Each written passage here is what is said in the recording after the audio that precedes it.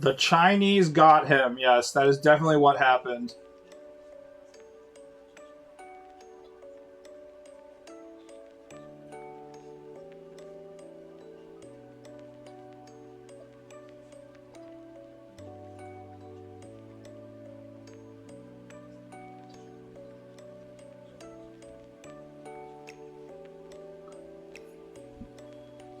Shui Hua Piao Piao.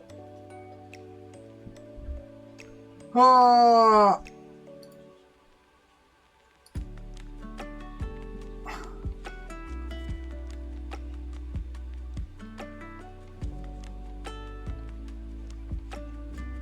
Epstein's got him. Rest in peace, Epstein.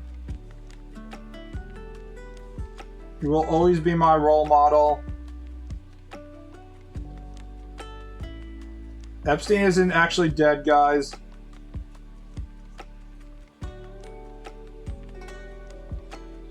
He escaped. He's running the adrenochrome lab.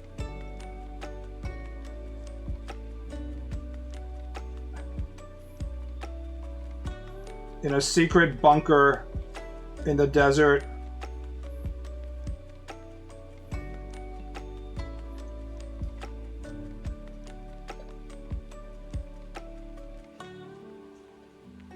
Him and Tupac.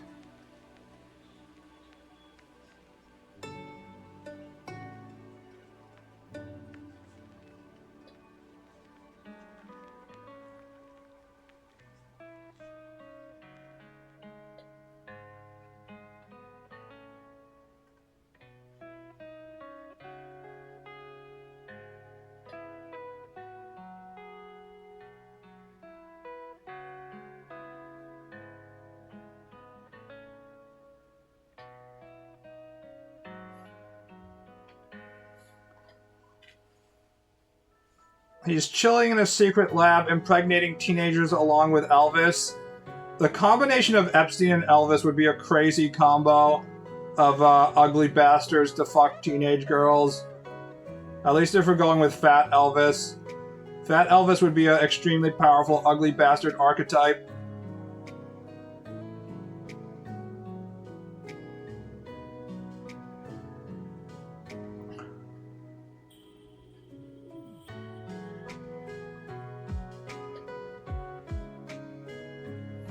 Epstein is a true hero.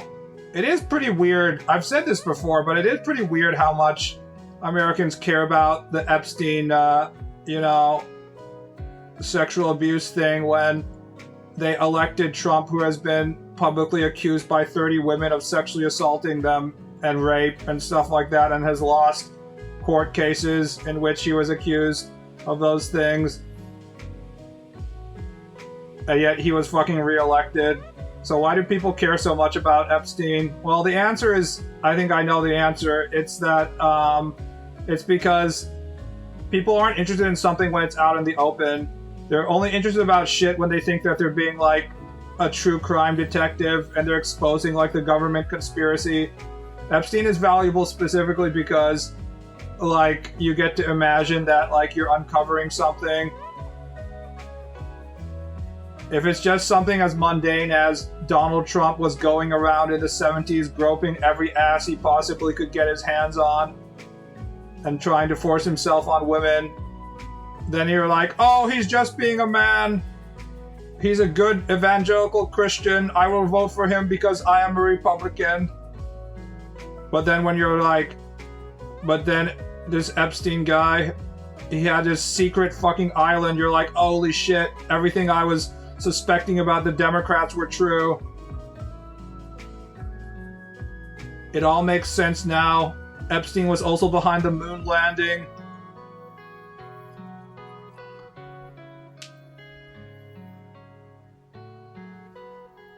But Baal, that's all the fake news by liberal media. This involves the other side.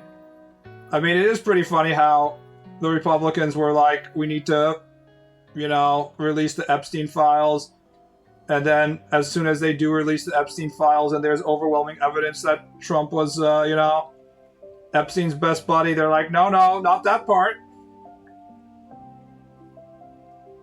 Like, they're gaslighting themselves. Who needs someone to gaslight them when people can just gaslight themselves?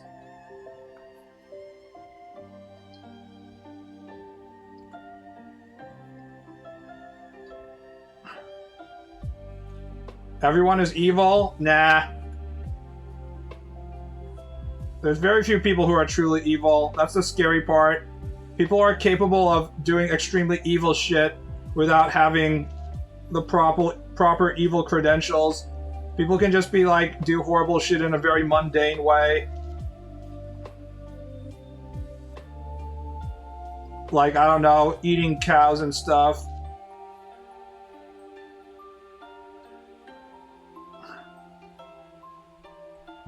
Depends on what you define as evil.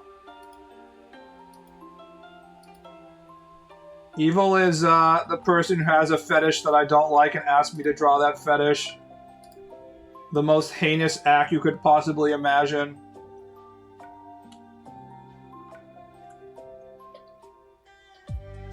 People who are attracted to women's feet.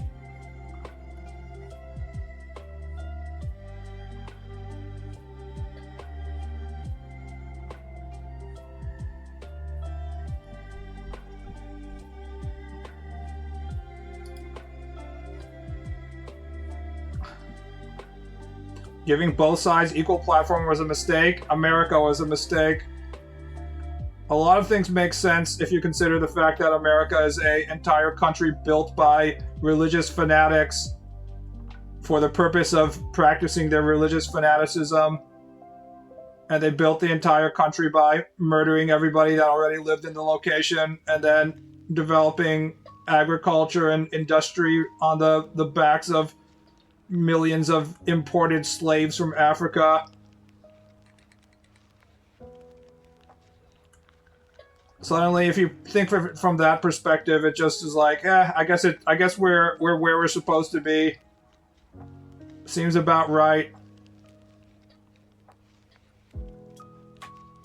What's the Patreon request you refuse to draw? Anything where they're like, this is my super minor character, waifu, OC, that I love very much. Please draw them. I'll be like, no. That's the number one thing that I still get requests for. Hey, not just Africa, all over the world. To be fair, there were non-African slaves, that's true. We had our indentured servants, but they got to stop being a slave after a while.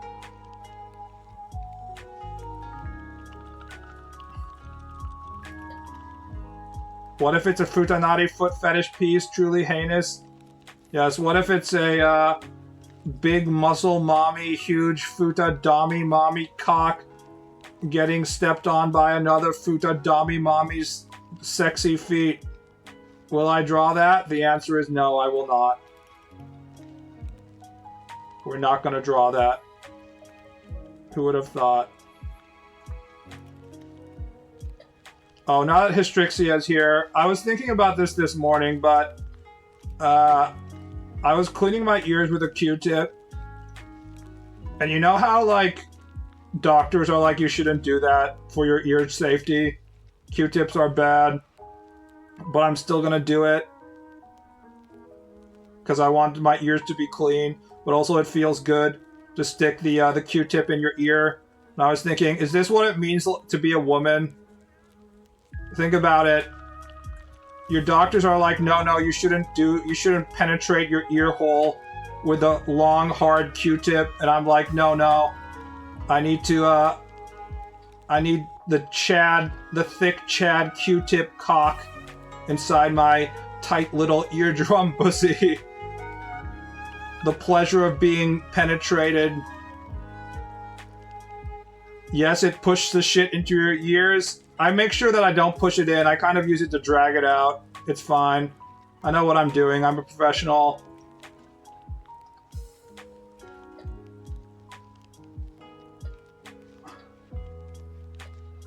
Ear holes are the other holes, you know? There's also nose holes and stuff, but I don't get that same level of pleasure of sticking my finger up my nose to pick my boogers, even though I do that.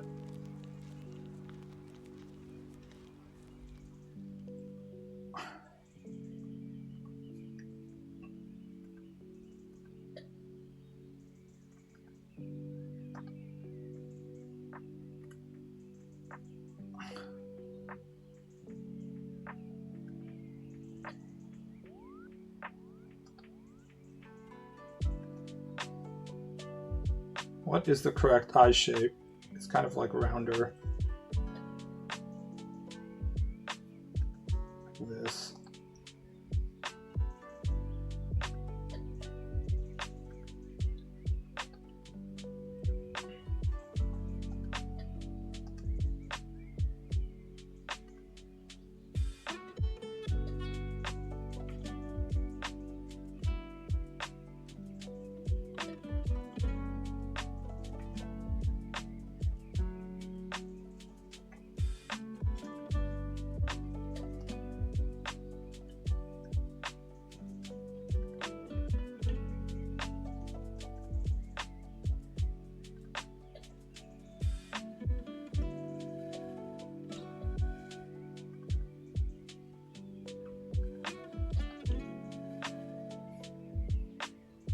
Get a woman to stick the wax out of your ears, suck the wax. There are ear scratching, ear cleaning services in Japan, because Japan, as usual, is 100 years ahead of America in like the fetish department. There's been ear cleaning services in Japan, I think, since the Edo period. But you can still get them if you go to, you know, one of those locations in Tokyo, and I think you get like a lap pillow. And then the woman will use one of those like bamboo sticks with a hook on the end to lightly scrape the inside of your ear to get the wax out. Hottest shit ever, bro.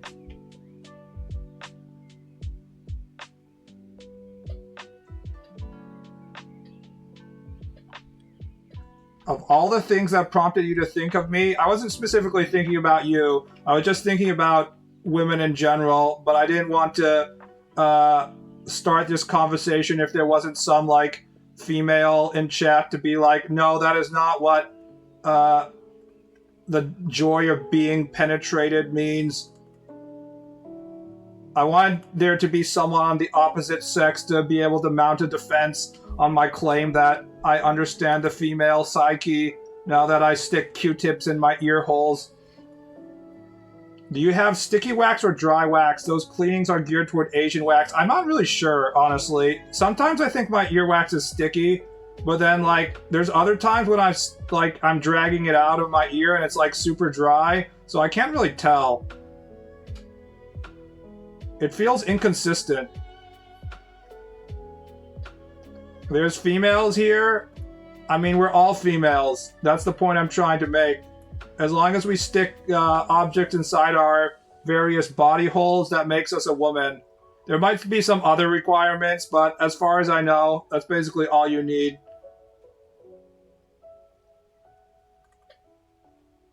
The pleasure of being penetrated by hard cotton tip sticks.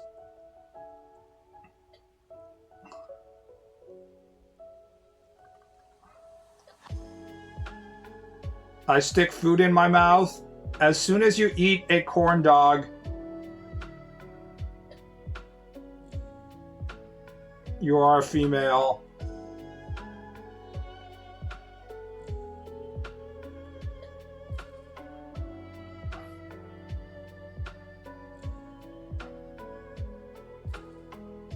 I stick food in my mouth, fuck. Although, of course, the whole, like, that would be saying that women are the only people capable of sucking cock, and we all know that's not true, so...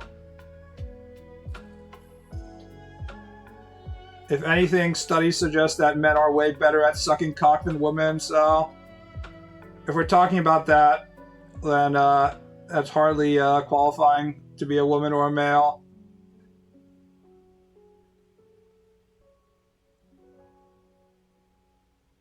There's more satisfaction with ear cleanings than actual penetration 70% of the time. I mean, especially the part where you have to be careful not to, like, stab your eardrum in the back of your ear canal. I feel like that's relevant thread with, like, sex. Imagine the shock when one day I learned that women don't feel intense orgasmic pleasure by having their hymen smacked with your cock. It was like all of my NTR hentai was all a lie. How can this be?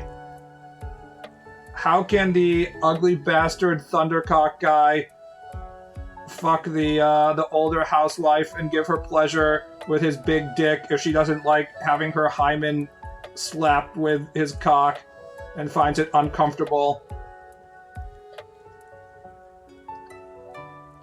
They lied to us, hentai consumers. How can this be? Hymen, you mean cervix? Excuse me, I'm getting my sexual terms wrong. It's very difficult for me to keep track of these things because I never have sex. You could say that the hymen is your secondary, or excuse me, the cervix is your secondary hymen, based on my hentai knowledge, in which the cock is so big it penetrates through the cervix, entering the womb. It turns out that that's probably also bad as well. It's all the same. As men, we have no point of reference. Asshole, pussy hole. It's basically the same thing. I was actually thinking about that yesterday because I was like, I should look at real human female bodies once in a while instead of just looking at hentai all the time. So I fired up the old Pornhub, and of course they're asking me if I want to create a Pornhub account, and I'm like, no. And I was looking at the position of the pussy and the asshole, and once again I was shocked at how close they were. I always thought it was just like a joke how sometimes in comedies, like, there's a virgin guy who's sticking his dick in the dark, and it's like wrong hole, wrong hole. And I always thought that was like, haha, that's silly. How would you get the holes wrong? But now that I think about it, they're just like right next to each other.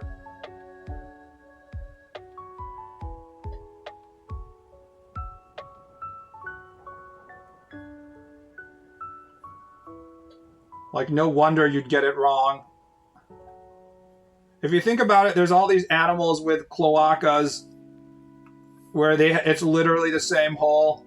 So the fact that as humans we have the luxury of getting two different holes and not having to stick our cock directly into the shitting and egg emitting hole is kind of a bonus. At least we're not having to fuck the cloaca, you know?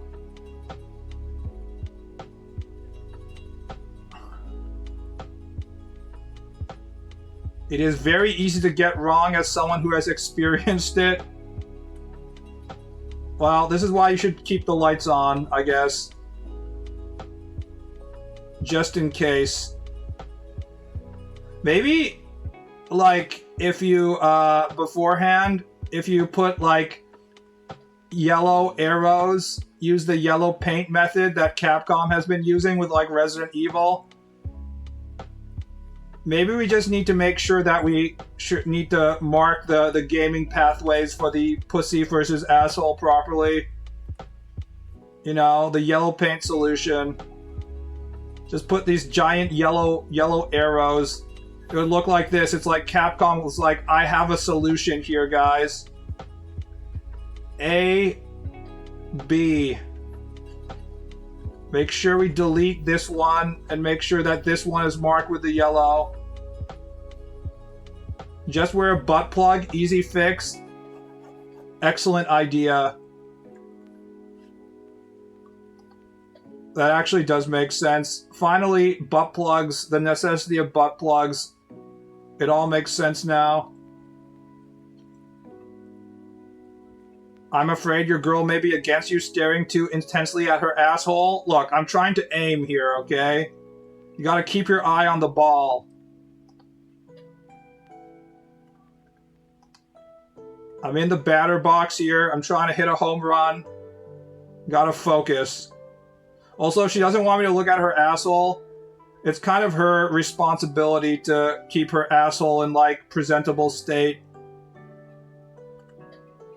That's why we have all these, like, Brazilian waxing companies and shit, right? So you can have your asshole in pristine condition. So it's not embarrassing to look at.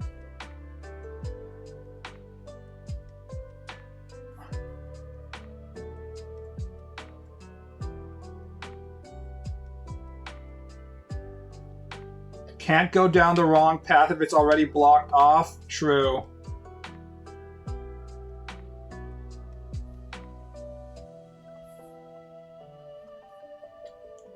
Also, I think we should do a large population study of evil women or strong, prideful women who are employed as female knights in the honor guard, and see if it's true that prideful, powerful women are weak against the asshole penetration. Because that's always been a very popular trope. Even more than just like losing to the dick in general, is the she was able to handle the vaginal penetration by the orcs, but when they stick it in her asshole, we need to see if that is actually true or not. Somehow this links back to Baal ranting on how men should marry multiple women again. They should. We already have all these affairs and stuff.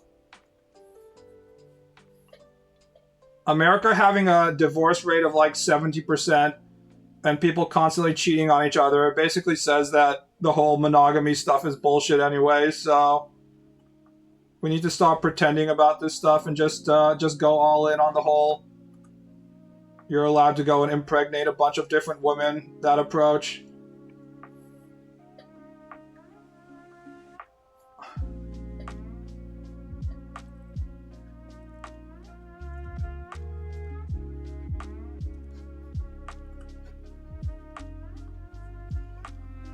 I would not be able to love multiple women at once. Hell, even focusing on multiple at once sounds annoying. You're not supposed to actually love them. You're just supposed to, I don't know, provide semen, I guess, and financial support. That way I don't have to. Japan is instituting a singles tax. It's not really a tax on singles because everybody has to pay it, but singles don't get any benefit from it, so it's being called a singles tax. So if I have to pay an extra 200 yen per month starting next month or whatever in my social security payments just by being single without getting any benefit, that's basically the equivalent of me supporting multiple women financially. So I feel like, you know, we should just allow it. I basically have a harem, if you think about it. Women love other women. There we have the daily Yuri Pig post. As a kid, every other classmate I knew had divorced parents. By 8th grade, I predicted mine would split 6 years before it happened. Yeah. Remember when, during the marriage ceremony, they're like, in sickness and in health, you will love each other forever. Yeah.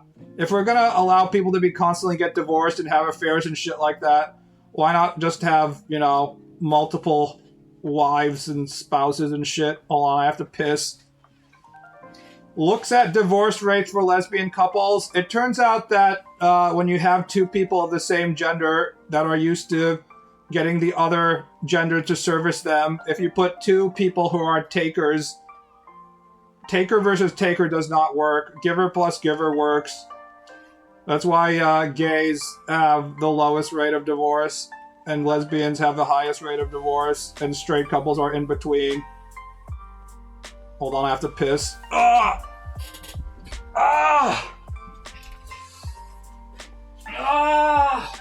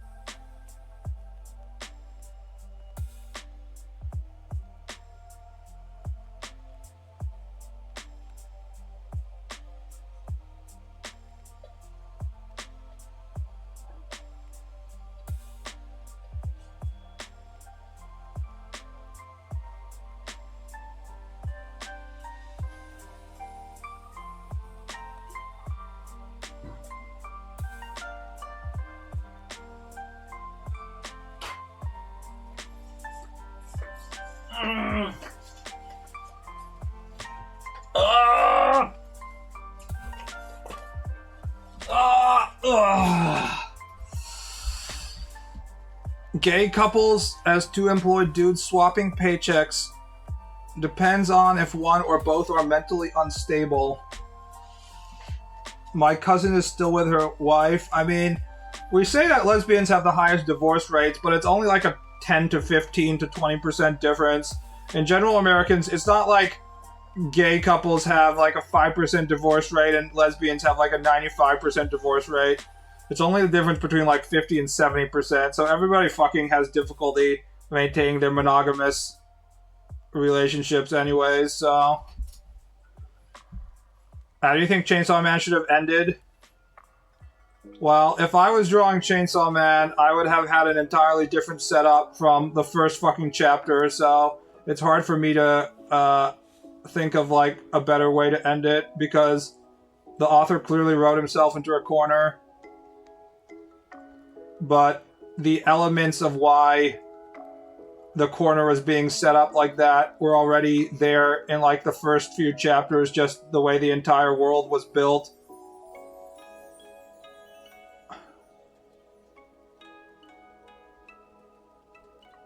I think one of Chainsaw Man's greatest sins is the author and the editor not really having the wherewithal to recognize what the appeal of the manga was in the first place.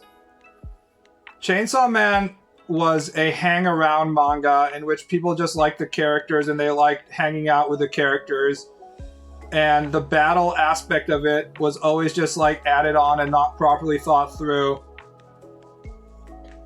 So they should have kept the story in a zone in which they could just have character-based shenanigans instead of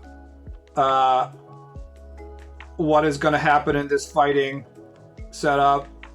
Because there wasn't really any idea behind how the mechanics of like fighting and stuff work in the first place. This was like the biggest problem of a lot of when Chainsaw Man started to get like become a mess. For battle manga to work, there needs to be like clearly bound like failure modes and victory modes. And Chainsaw Man never had that from like day one, so as a result, the more and more it spent time around the combat, the more it started to lack tension and nothing would make sense. It was always about the characters and how they interacted with each other, so...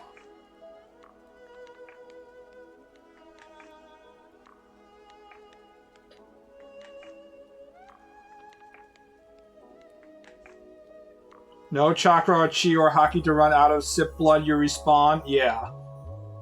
And everybody sips blood and respawns, and you know. It should have just been slice of life for 80% of it. A good example of this is Gintama. I don't know how much... Gintama doesn't really translate well, because its number one appeal is its dialogue. So as soon as you start translating the Gintama dialogue, it kind of loses the main appeal. But Gintama went for like 70 volumes and is still getting like animations and like stage plays and stuff like that. But part of the reason why it started to lose popularity is when it would go for these long, serious storylines. The author wasn't technically capable enough to draw battle scenarios, so then it would drag. But he understood at least that the main appeal was the character interaction, so he would always like have enough like daily life parts in which they'd say silly shit to like maintain it long term. I doubt that Chainsaw Man Part 2 will be getting like an anime or a movie.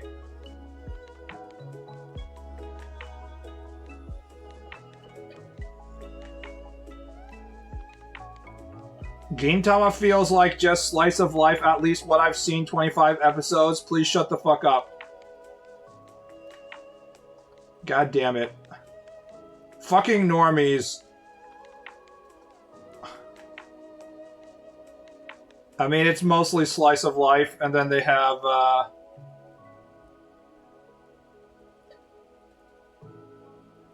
these periods of seriousness. I mean, that's literally what I was saying, is that because it was mostly slice of life, it was able to maintain it for longer. Filthy Tourist? Yeah.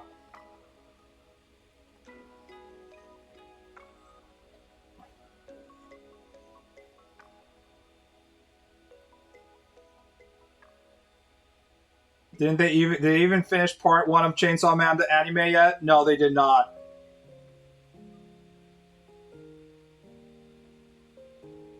They didn't even get to the good parts in the first part of the Chainsaw Man anime, like the first 12 episodes, and they released a movie.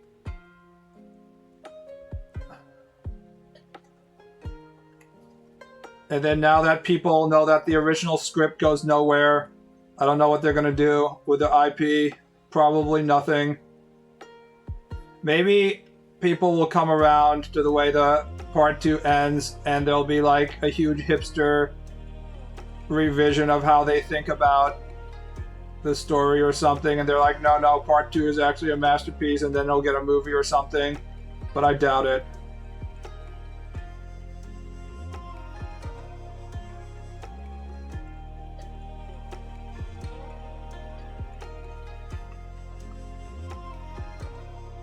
Anime only ending copium? Hey, we all loved Game of Thrones, right? That had an anime only ending.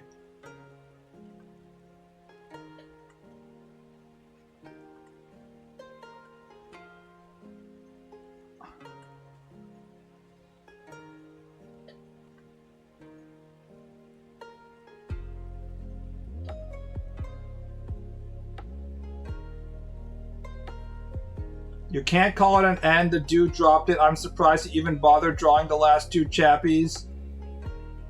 Who has been writing about Chappie? I mean, people have been clowning on Togashi forever for like taking 5-year breaks between his chapters and shit like that. But this is a good example of why we have to give Togashi his due, because at least he's not just like, I have $1 million, why would I want to spend time breaking my back drawing this shit?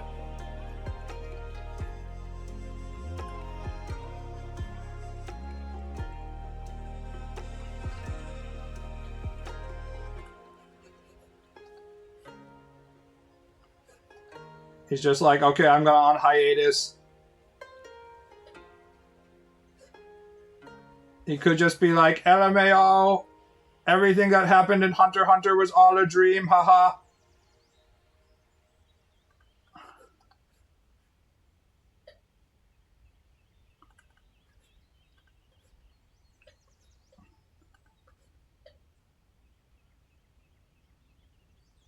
Togashi at least has a medical reason too. I'm pretty skeptical about his medical reasoning, but yeah.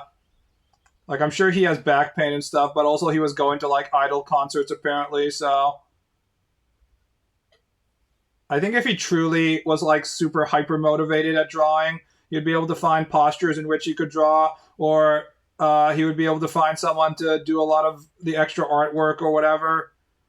But I think the real answer is that he doesn't really need to do it because he already has $1 million and he's married to the Sailor Moon author, so... Why the fuck should he work hard? I mean, I can't criticize him. I'm not working hard. If I had to meet a fucking deadline of 20 pages a week, I wouldn't be like, yay, gotta get back on the manga grind. I mean, even Araki, who sources say is like has the easiest job, like he can shit out 20 pages easier than anybody, went to a monthly release schedule. It's just such an insanely toxic work environment.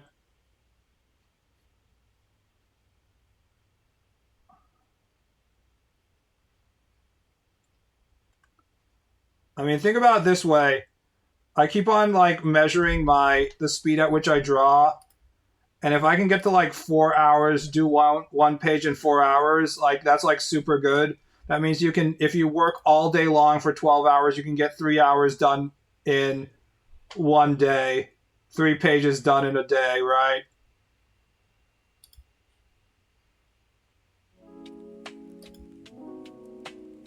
But then if you actually do the calculation, okay, 3 pages a day, okay, 2 pages on the storyboarding, 3 pages a day, So that's 5. Wait, that only gets me to 15 pages. I'm still 5 fucking pages short. And that's just like a weekly, like the step 1 of the weekly release schedule. Then you have to consider the part that these people have to keep on doing this forever. It's not just like getting to that 20 pages per week for 1 week. They have to get to 20 pages per week every single week for years and years and years. Even when they're sick, even when they can't think of anything to write, even when they're just like completely burnt out, they still have to deliver the fucking 20 pages. And then you combine that with when the books come out, they have to do the cover art and like the special pages for the books. They don't make any money until the books come out. So they absolutely have to do that just to be able to have money to eat and survive. But then that's like an extra, like 2 or 3 color cuts, and then like adding some extra dialogue at the end, in between chapters.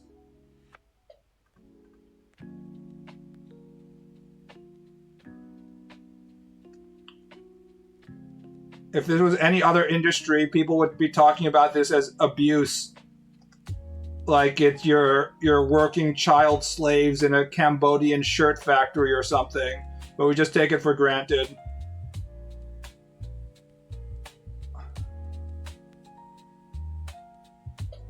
Should at least be bi-weekly at most. Weekly is nuts. I believe it was Tezuka Osamu who first was like, we should just do weekly. And Tezuka was legitimately a psychopath, so...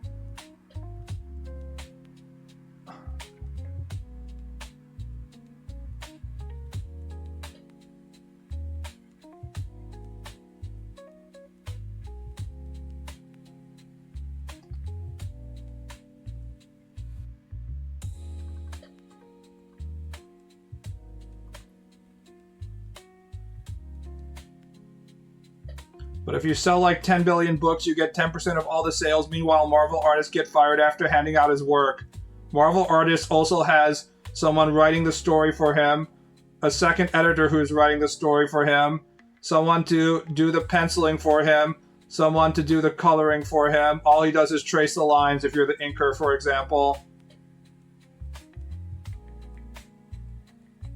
You compare the amount of division of labor that you get in Western comic studios versus Japanese manga, and also the general quality, and it's absolutely insane that we expect the amount of pages that we get on a weekly basis for these things.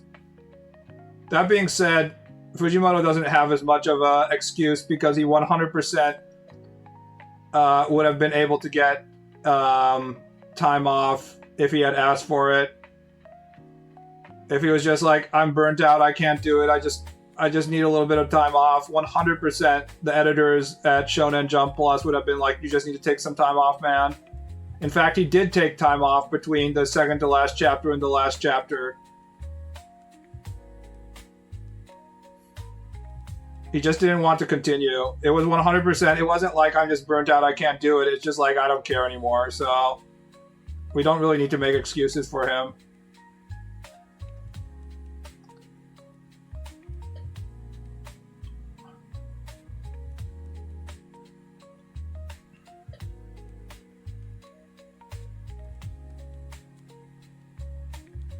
The pain of artists is overlooked in favor of only acknowledging the results of their craft. That's why we all need to use AI, guys. AI will free the artist. If I can just convince my readership that my AI-produced images are just as valid as the ones I'm drawing myself, then I won't have to draw anymore. And yet the damn consumers keep on being like, no, artist, you actually have to draw it yourself. But my AI slop is just as relevant, guys. Come on.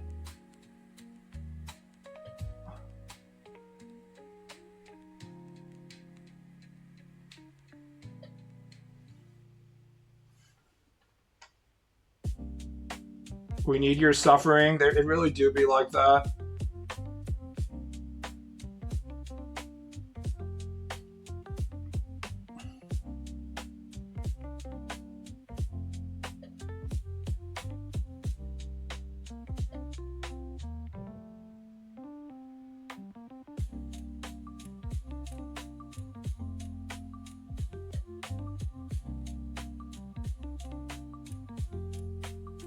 Have you tried putting a rough storyboard page into AI to see if it finishes it decently? I don't have...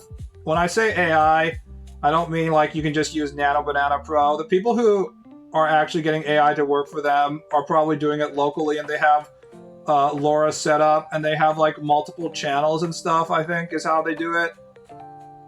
Like, they have like a separate channel for the background and shit. I don't really know enough about AI prompting to understand how you get the higher quality stuff. But I feel pretty confident that I don't have the PC environment to be doing it, so I'm not going to really try. Okay, I'm checking the pages right now to see if Fujimoto draws fingernails and he doesn't.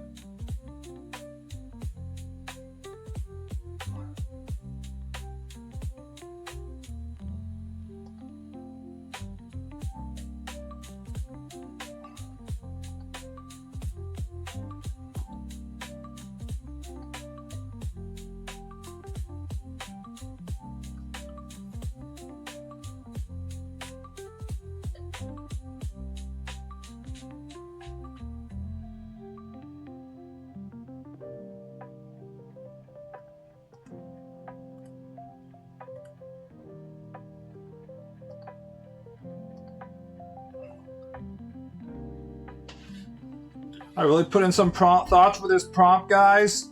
Well, the way the porn people do it is that they already have, like, the LoRa set up in which it generates specific things from, like, specific angles. And then they can just, like, put in the new data for each new character, and then it'll just shit it out pretty quickly.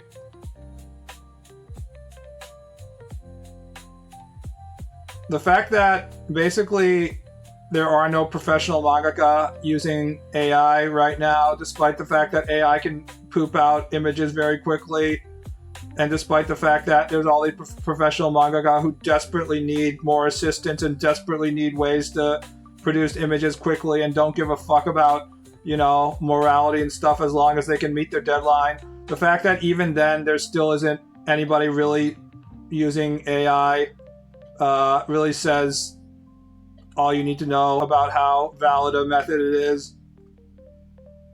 It just doesn't produce specific enough images to be helpful, I think, is the problem.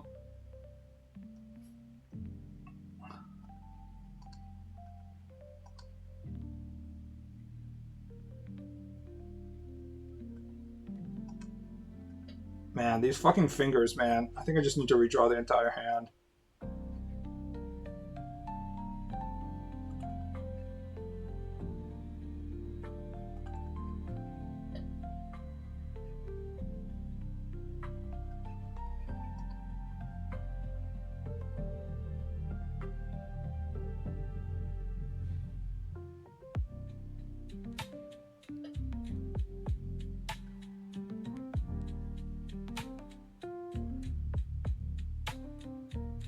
There isn't enough suffering embedded in the end product for the audience to be spiritually sated.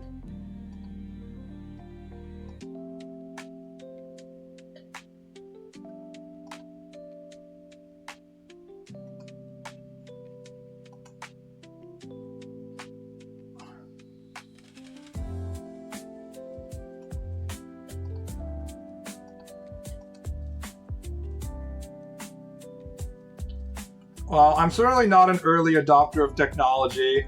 Being an early adopter of technology is just, like, generally speaking, a really bad place to be in. Even if you're a consumer, if you're a consumer and you bought a 3D TV back when 3D TVs were the thing that electronics companies were pushing, remember that period? In which they're like, look, we have this 3D technology. I'm sure anybody who bought a 3D TV then was like, I fucking hate this thing. Like a year later, I never used the 3D functionality and so on. So So much shit ends up being gimmicks, and you don't even notice it until you've used it for a while. Then you're like, no, wait, this is a fucking gimmick.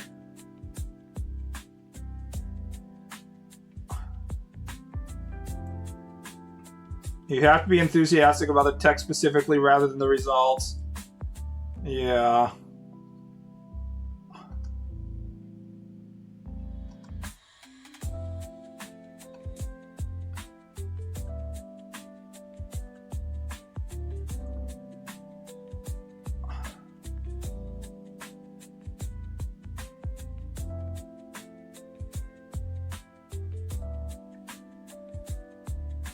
So if there was just like one thing that was being made using AI that people weren't shitting on and calling slop and stuff like that, that the vast majority of people, the customers, were like, you know what? I don't like AI, but I do like that thing that was made using AI. If there was just like a single piece that people felt about that, then I would consider like going that way, especially like in art stuff. Like maybe there's shit like that in video. Maybe there's people who are like that the cat banging the drum on your doorstep at 5 a.m. video. That shit is fire. There might be people who feel that way, but obviously that isn't who I'm marketing my stuff toward.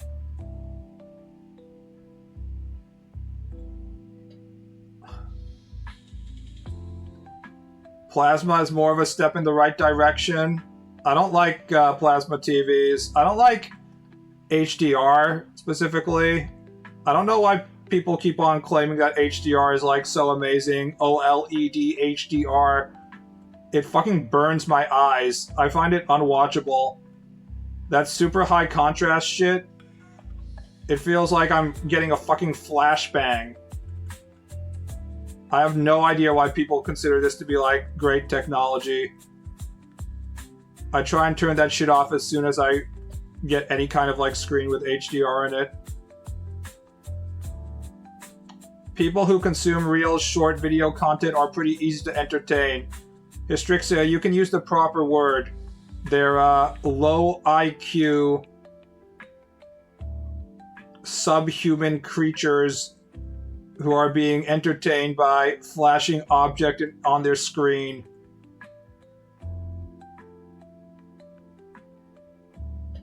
Just say retarded, yeah. I always say retarded, so I was trying to find a different description this time. Not really fair to all the retarded people to compare them to TikTok viewers.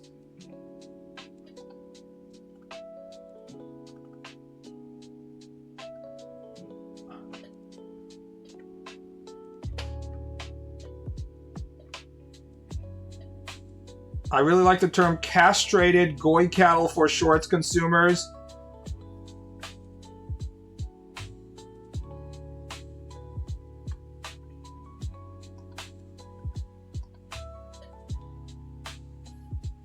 I use shorts to see funny animal clips, but I don't continue swiping. It's only if I get recommendation at the YouTube top of the screen and they're like, this manatee was doing something. I was like, I'll watch a manatee clip.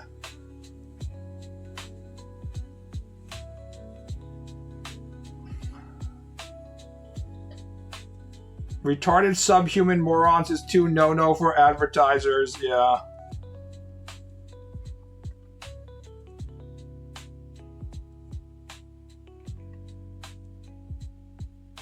Slack-jawed mouth breather. I'm a mouth breather, by the way. I think it's because I was swimming for too long. If you're a swimmer, you have to get used to breathing from your mouth or else you're going to inhale water, you know? So I think like 8 years of being on a swim team really fucked with my just like natural, my mind just automatically thinks in terms of breathing from the mouth, so.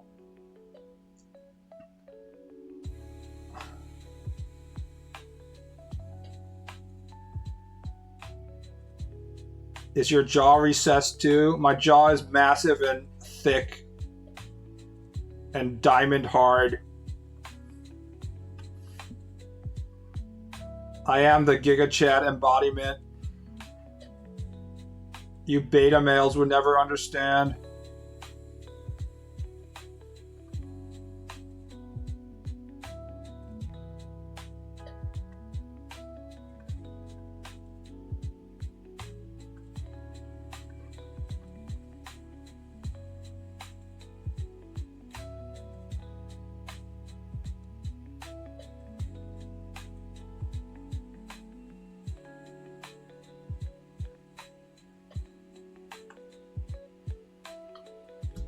I used to have a mouth breathing problem swimming, had to train myself to breathe through my nose. Yeah, I still breathe through my mouth. I can't stop. I've tried to train myself to breathe through my nose.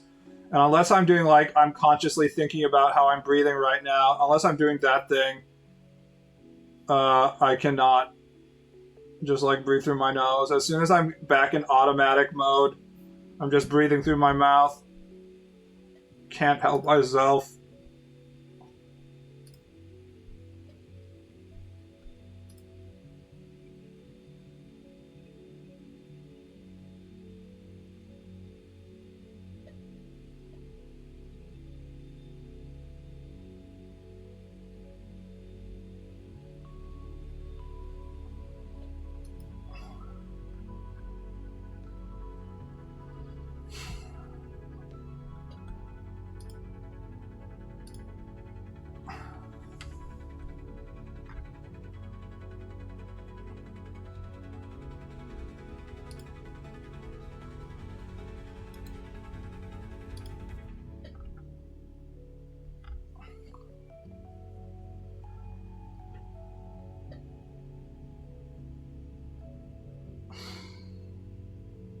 Snoring for a few months was annoying because I don't sleep with anybody. I don't know if I snore or not, but I'm pretty sure I don't.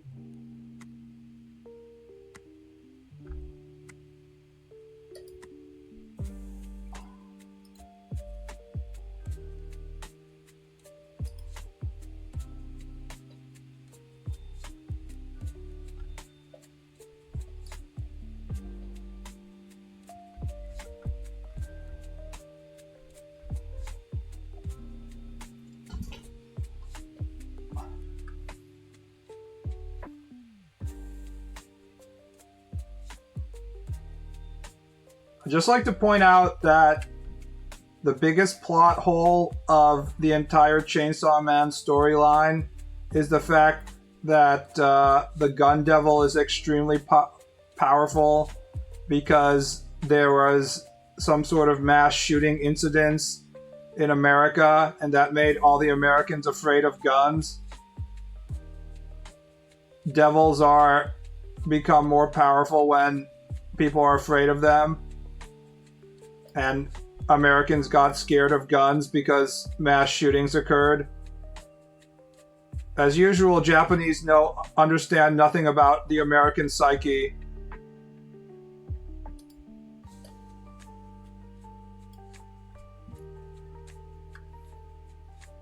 It's the dumbest shit ever. We have mass shooting literally every single day in America. If anything, the gun devil would be the weakest devils if we're basing this off American psyches. The American relationship with guns is like, nah, it's fine, bro. My Glock is a toy. Watch me do this cool flippy thing with my gun. Surely nothing bad will happen. I'll just leave my gun unlocked on the table so my baby can reach it. Don't worry, brah. Little Jimmy isn't gonna crawl onto the table and shoot himself.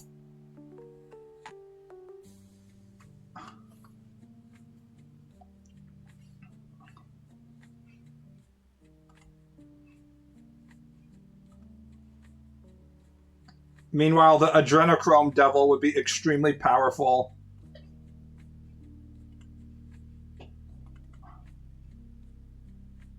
Inner City Devil? Yeah, the black people devil. One of the most powerful devils of all time.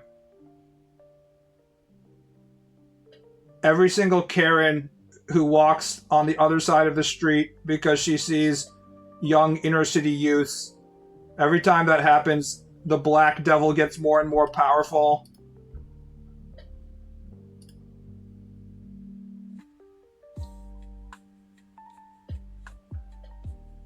Fuck is with kids and deciding to point locked gun at their head and pull the trigger as a joke. Kids have not developed proper risk assessment abilities. The Mexican Devil. They're not setting their finest, folks.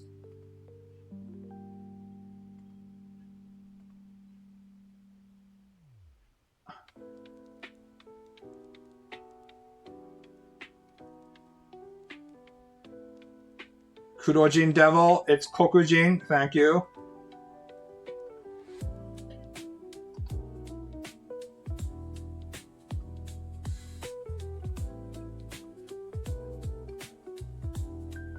Education Devil, true. What is the thing that Americans fear the most? The Government Devil would be super powerful. The Bureau of Alcohol, Tobacco, and Firearms, and the fear of them trying to take away your guns, that would be extremely powerful. The Gun Devil itself would be extremely weak. Diesel for $10, Devil. No, not the gas prices!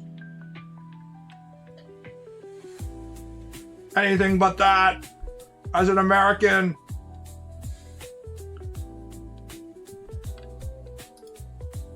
It is my natural born right to have access to cheap gas.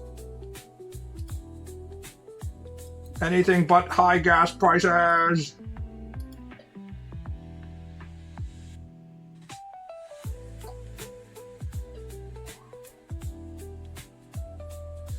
Having to pay for a roofer, Devil. Construction on my mother's house still hasn't started, by the way. They're saying it might start in June. I'm just like, LMAO, LOL. It's been like, I think like 2 years since this process of trying to get someone to renovate the house has started.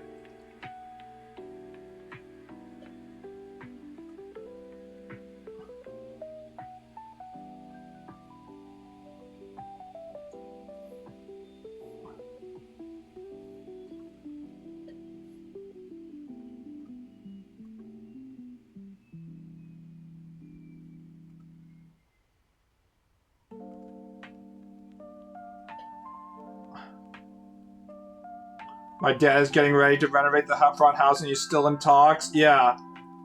That's the thing. My mother has already paid down payment and she's already like paid for like the city ordinance shit. And like they still haven't started. Like they're like, I need to get out of the house by December. Because they might have to start construction. And LMAO, it's, you know, April soon. And they haven't started it yet. Funniest shit ever.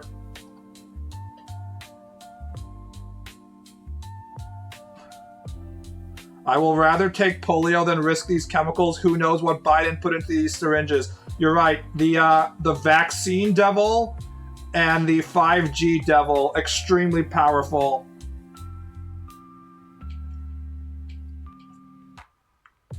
The only way to protect yourself from the vaccine devil is to make sure that you don't get the stabby. Also, seed oil devil, getting more and more powerful on a daily basis nowadays.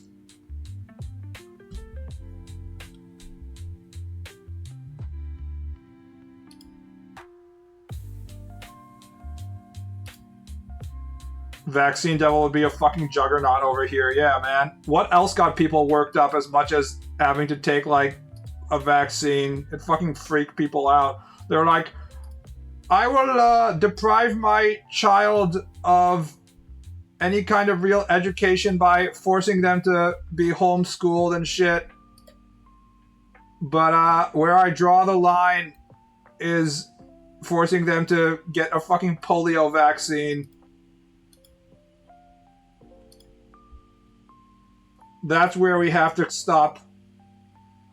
Anything but the vax. And then they die of, like, the Spanish flu or whatever.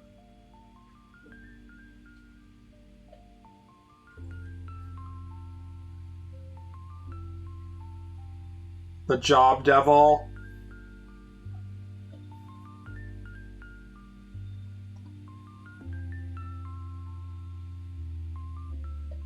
I think that's more of a 4chan neat thing. Most people aren't afraid of working because they... How about the going outside devil? That's probably the strongest devil in my mind. Going outside and having to talk to people. Actually, you know what would be like super strong? The embarrassment devil. That's a lot of people's worst fear, is like embarrassing themselves in front of, especially in front of a female or something. People would rather like commit murder than get exposed and like embarrass themselves. There's all these like true crime situations in which somebody was like lying about something and then they like either end up killing themselves or like kill 5 people because they're so embarrassed.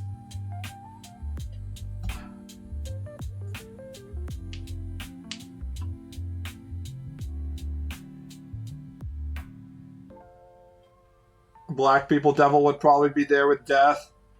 The Fujimoto Tatsuki design for the inner city hood black person devil would be absolutely fire. It would be dope as fuck.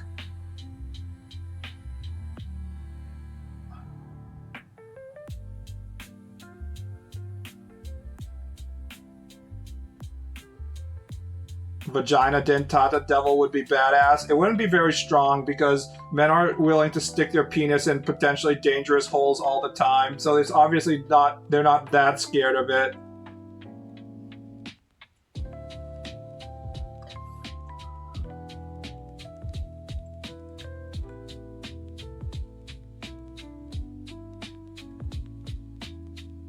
Lunch with no YouTube devil. Yes, not distracted all the time, devil. Being forced to think about all of my problems in the real world, devil. The future devil, truly extremely powerful. Have to re-examine your life.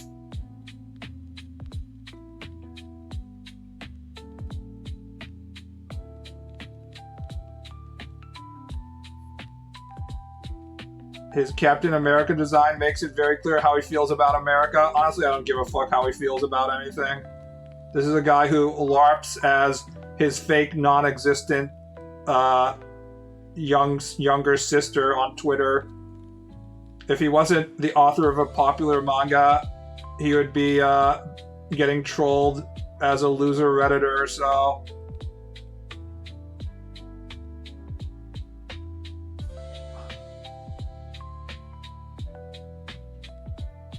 There is a difference between sexual assault with an ikemen and sexual assault with an ugly bastard. I like how we can just abbreviate ugly bastard as UB and I can understand what it is.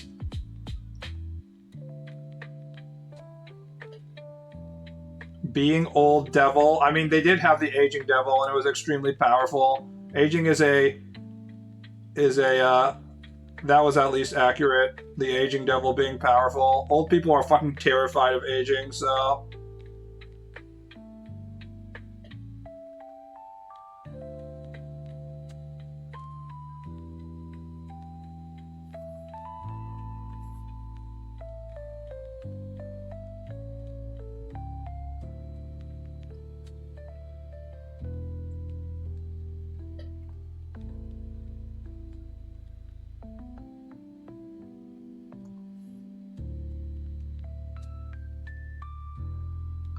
I'm terrified of aging too, to be honest. I'm not.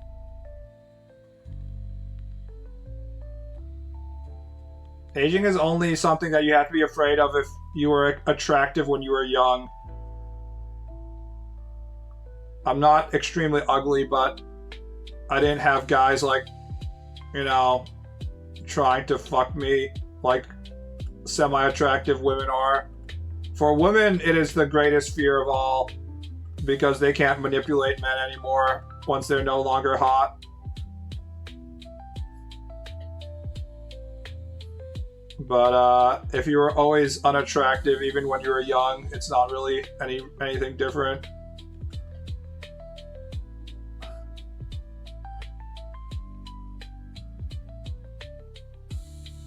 Boomers keep talking about how it's unfair that they won't live to 170 just to hold on to their wealth. Boomers are living in a very specific zone in which the entire planet was revolving around their needs for most of their life, and now they have to die, and they're not happy about it. You see that mentality even more so in, like, rich people, but, like, boomers as a whole have it because they've got capitulated to their entire life.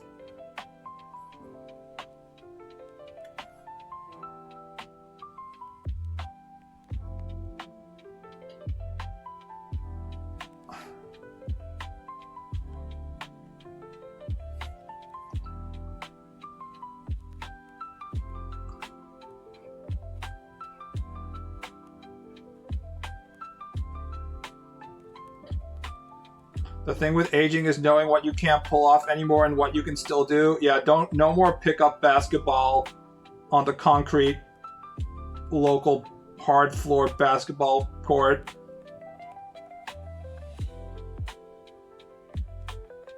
You're gonna tear your fucking ACL.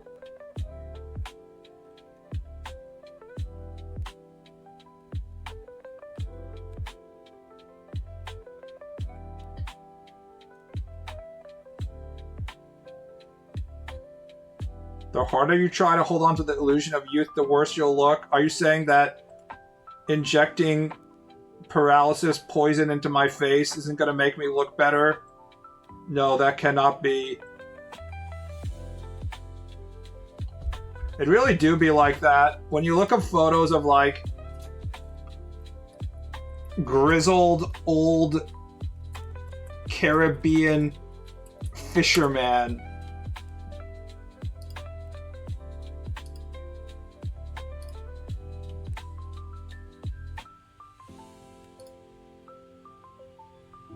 like, you want to look like this when you're older, right, bro? You want to look like you got your flavorful. Like this. This is AI, obviously. But, you know, you want to be like, damn, this guy, he's seen some shit. You want to be old and hard.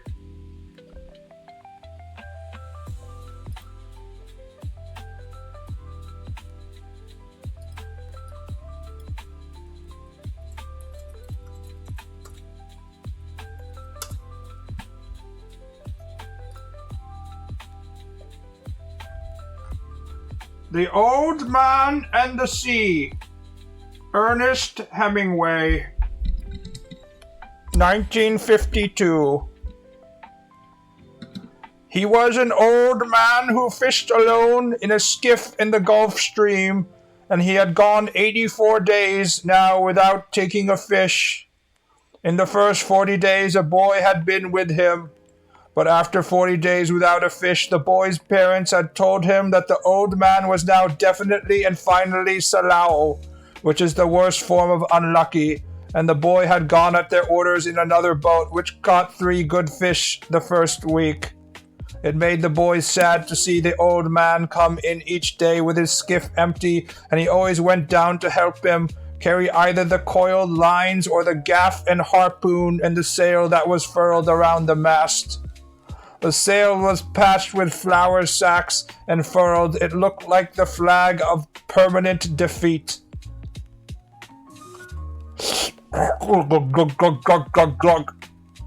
As I drink rum, the old man was thin and gaunt with deep wrinkles in the back of his neck. The brown blotches of the benevolent skin cancer the sun brings from its reflection on the tropic sea were on his cheeks. The blotches ran well down the sides of his face, and his hands had the deep creased scars from handling heavy fish on the cords. But none of these scars were fresh. They were as old as erosions in a fishless desert. Everything about him was old except his eyes, and they were the same color as the sea, and were cheerful and undefeated. Santiago, the boy said to him as they climbed the bank from where the skiff was hauled up, I could go with you again. We've made some money. The old man had taught the boy to fish, and the boy loved him. No, the old man said. You're with a lucky boat. Stay with them. But remember how you went 87 days without fish and then we caught big ones every day for 3 weeks? I remember, the old man said. I know you did not leave me because you doubted. It was Papa made me leave. I am a boy and I must obey him. I know, the old man said. It is quite normal. He hasn't much faith. No, the old man said, but we have, haven't we? This is why I fuck with BB when he narrates classic lit out of nowhere. Old Man and the Sea is the best classic lit to give to teenagers to read in high school because it's like 100 pages. It also teaches an important thing to the youth of today, which is stop being pussy bitches and get on your fucking boat and go and catch the big fish. You stupid fucking loser zoomers. Stop looking at TikTok. Go and labor in the hot Caribbean sun. That's what it teaches us. Important lesson. You must go catch the fish, even if the fish gets eaten by the sharks. Spoilers. For real, no cap. He be bussin'.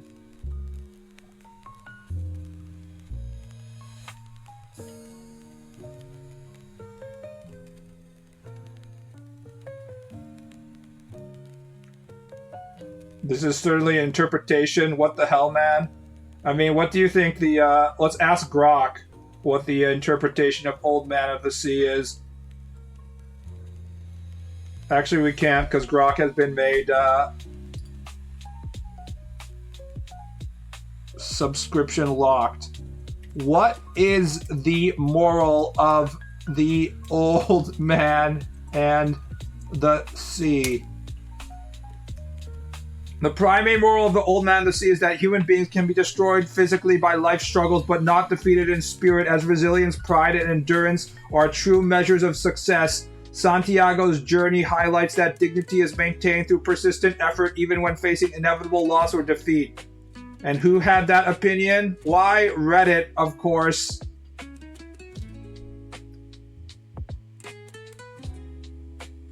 We must learn our lessons about manliness from random Redditors.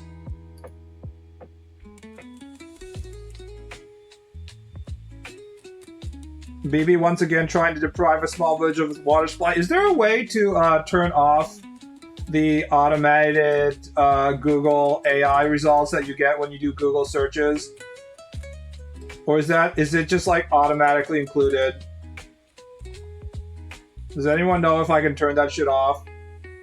I've just been ignoring it, but it's helpful in some situations, but I wish I could just like turn it off by default and then turn it on when I need it. Add -AI in your search. Do I seriously have to type -AI every single time I don't want there to be AI search results? Because that fucking sucks.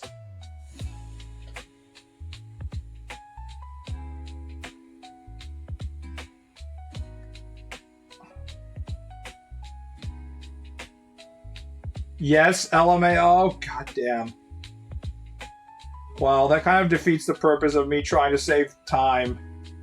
If I have to, like, actually fucking have to type that shit in. Jesus Christ.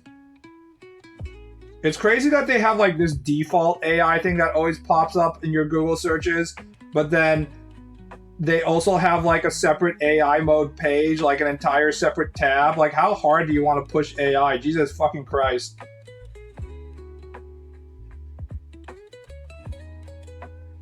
Like, we get it, okay? We get it, Google. You desperately want us to be using AI. Which is crazy, because they lose money by diverting, you know, the searches away from the people that are paying them advertising.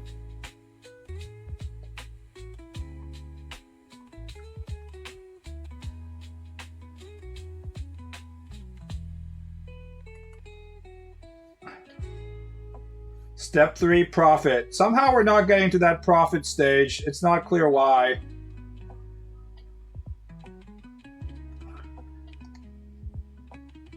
Oh, another thing I liked about Chainsaw Man is when Yoru came to the realization that she didn't like Denji, she liked America because America has nuclear weapons and stuff.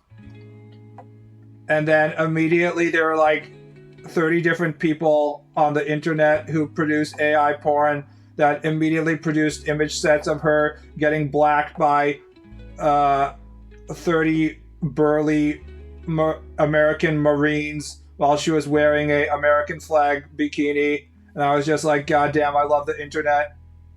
The NTR cucks are extremely sensitive to any suggestion of NTR, and when it happens in real time, it really gets them going. They're like, holy shit, let's go! Let's fucking go! Black opportunity! Funniest shit ever. They were just like really waiting. They were waiting in the back, and as soon as they heard her confess her love for America, it was like, it's go time, boys. That's our music. Put her in an American flag bikini right now.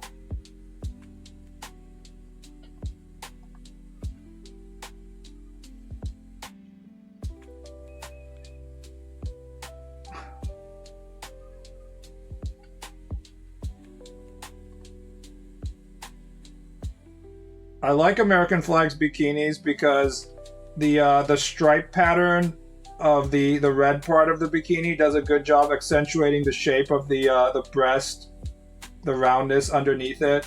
So it looks good. It's just a good design.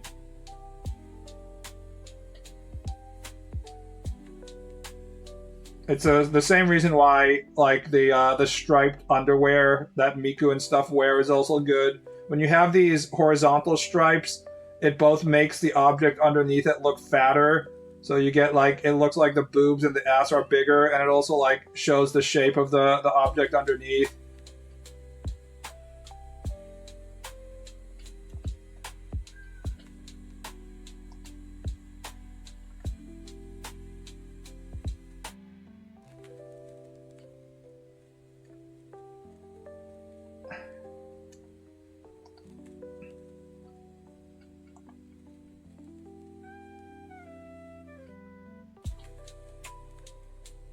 I am a skinny, non-melanin guy with eyes and hair, but when I grow up, I hope to become an NTR. You can, if you become ugly enough or fat enough, you can be an ugly bastard NTR person.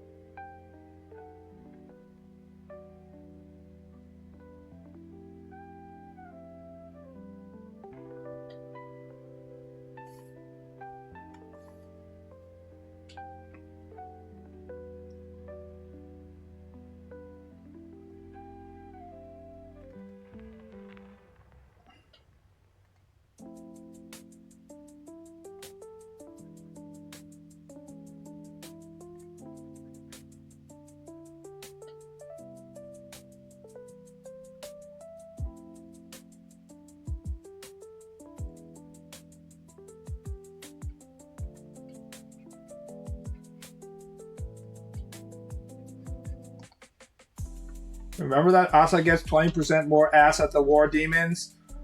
Bro, all the characters get 20% more ass as soon as an internet artist draws on them.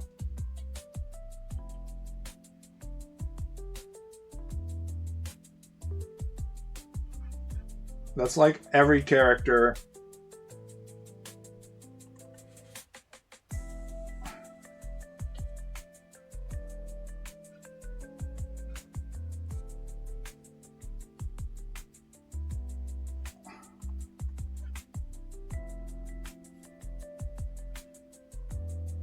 Draw 40% more ass then? Ugh.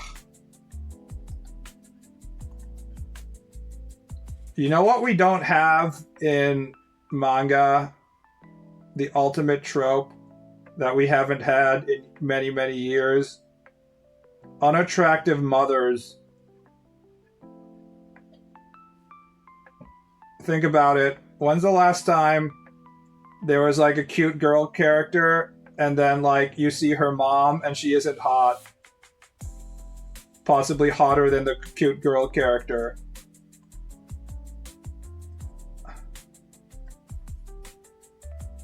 Good. I'm not saying we should go in the same direction as the failure of Western civilization in which we can't have male gazes, so all the female characters are ugly. I'm just pointing out that,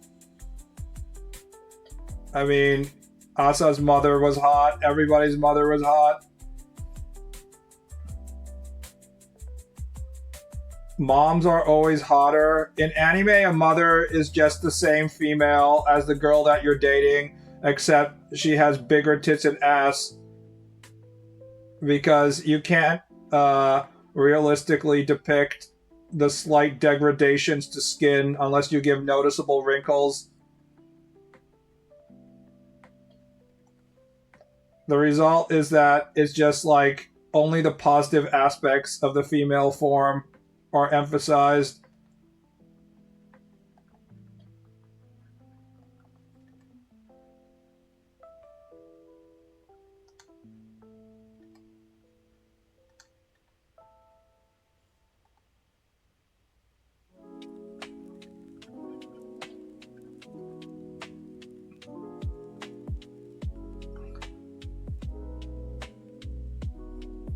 Daughters can't compete with their moms until they become mom of their own, and it's our job as ugly bastards to make them into moms. Isn't that right, fellow ugly bastard posters in chat? We can fix that.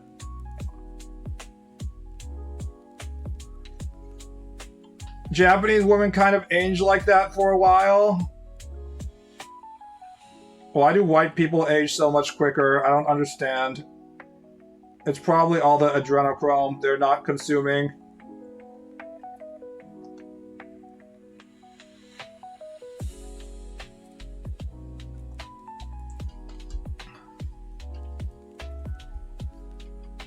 Heavy drinking? I don't know. Japanese people do a lot of heavy drinking too.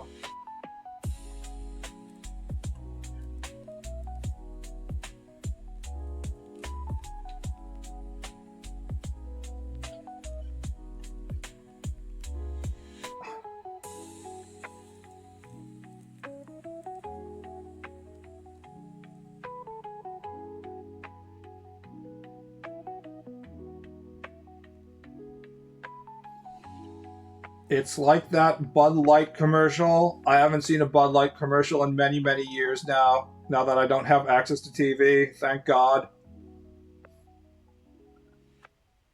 My life is so much better when I don't have to see Bud Light commercials.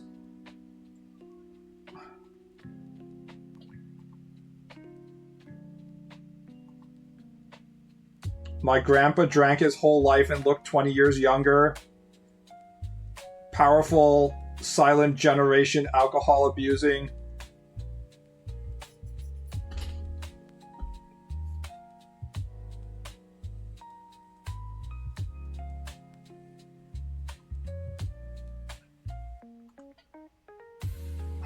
I wish I could drink, honestly, but I cannot.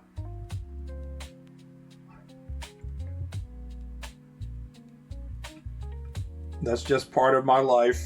No drinking, no gambling, no women. Any of the original vices that I would have enjoyed back in the day as like someone in the 1920s or something, I don't get to partake in.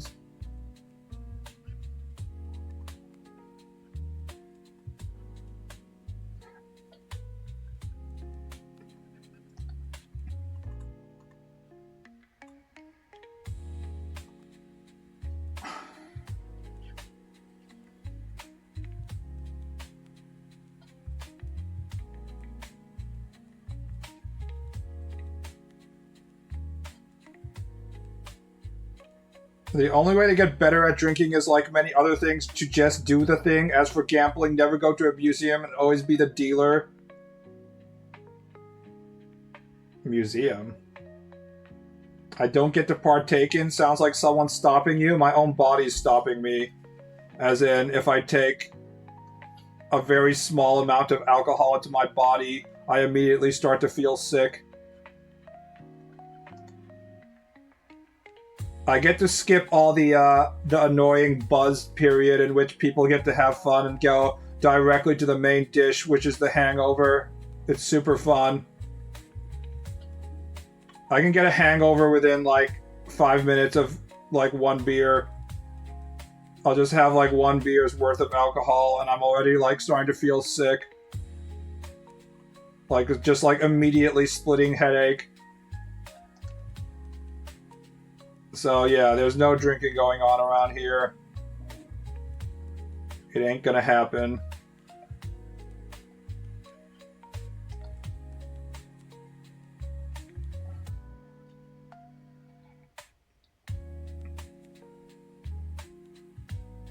I'm the opposite, I barely feel it. I have the Asian thing where they just don't have the, I'm lacking the enzymes required for me to properly digest the alcohol.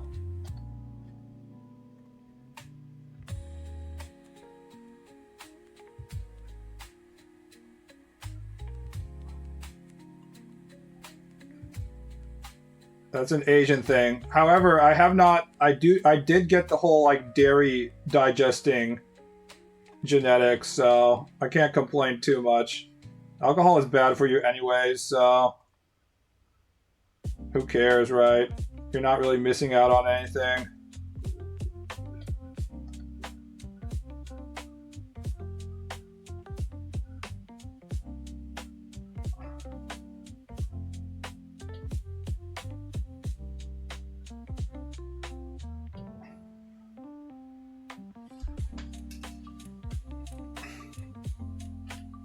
Alright, I have to piss again. Oh, peeing time, part 2.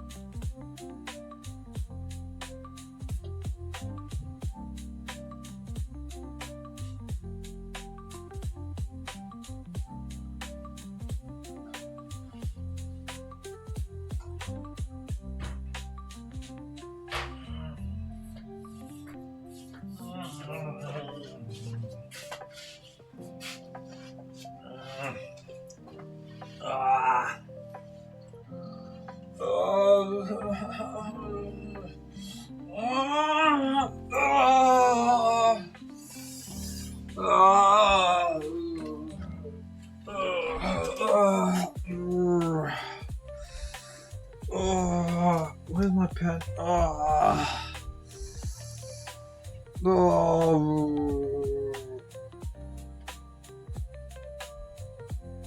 So, how's everyone doing?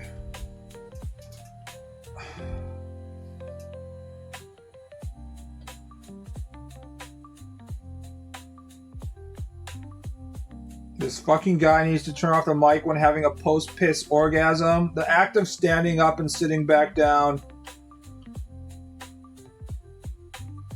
is a big deal, guys. You didn't play the AMVs yet?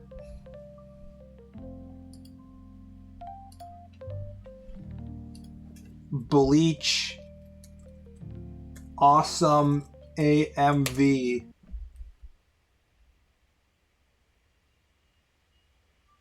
Path of Duality. 2 million views 14 years ago.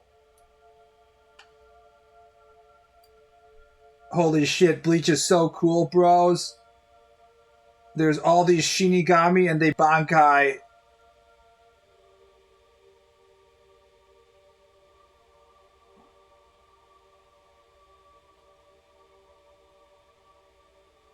And then Kurosaki gets stabbed by the big magic sword.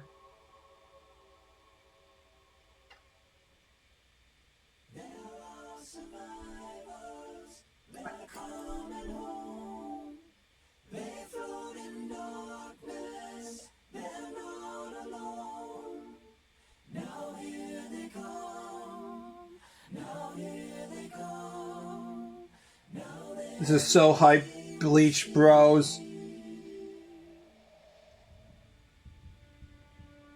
Nani? The true form?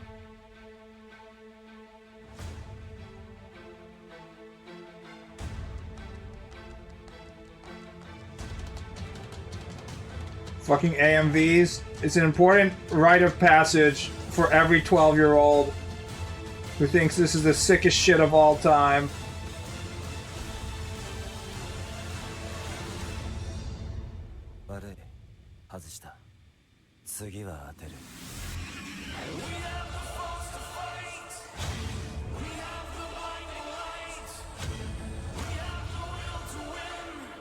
This guy's spirit pressure is off the charts, 9,000.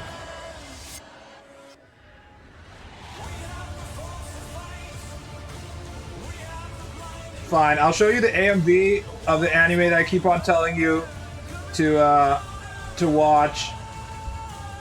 The Giant Robo AMV, which is only 2 minutes long. Wait, where the fuck it is?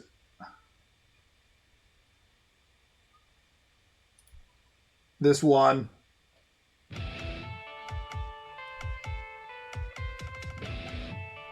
No, wait. Not this one.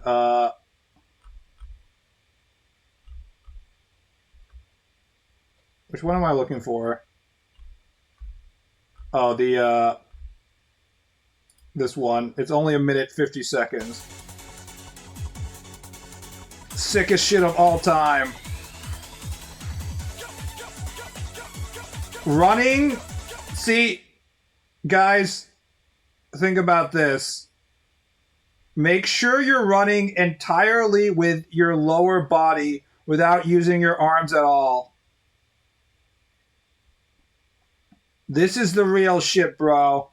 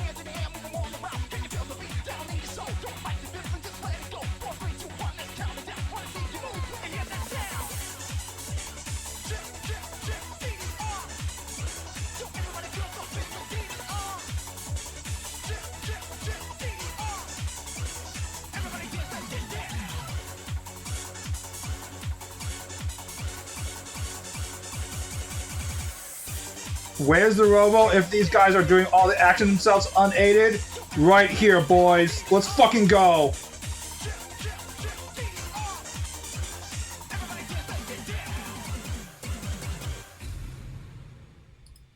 That's the secret of why Giant Robo, The Day the Earth Stood Still, is so fucking dope.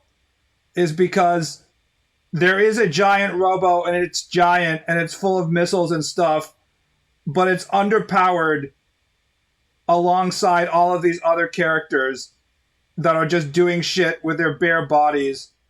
Anybody who has watched G Gundam and is like, I like the whole Gundam part, but I especially like the part in which the person with their bare hands defeats a mobile suit. That's what Giant Robo is for you. It's made by the same people. It's just a movie. It's an OVA.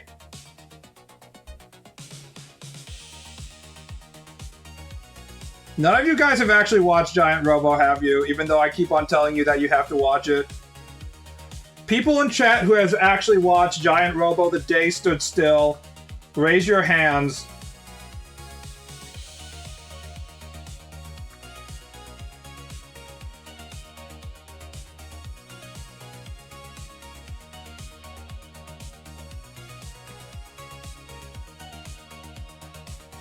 A long time ago on Laserdisc. The real OGs know. They all know about the Laserdiscs.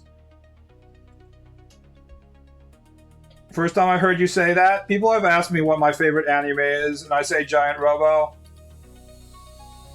Back in the day when we had OVAs. It was a different time.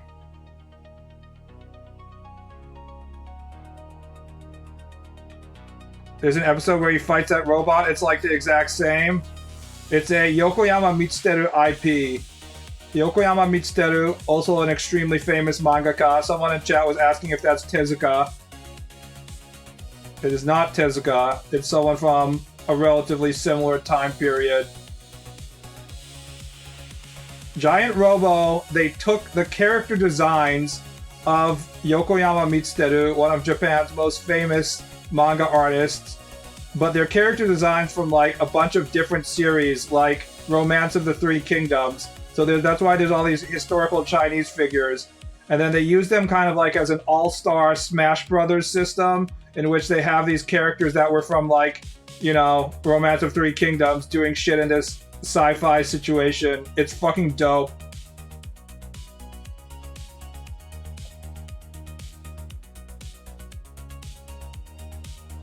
Was there any reason why the robot looks Egyptian? That's just the design.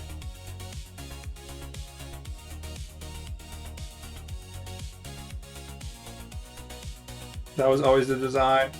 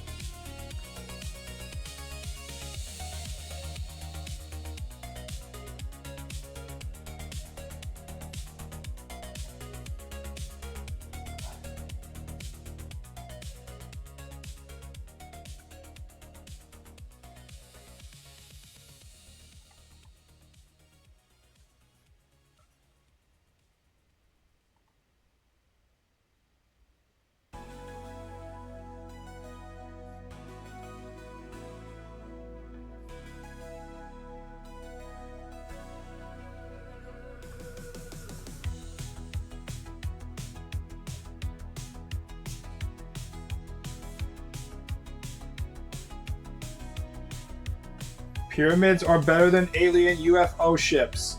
Stargate. I never really cared about Stargate. In fact, I never really cared about anything on TV. I always thought shit that we saw on TV, like live action shit, was always like a weaker version of like manga or anime. Something that couldn't fully articulate the fiction that it was trying to present.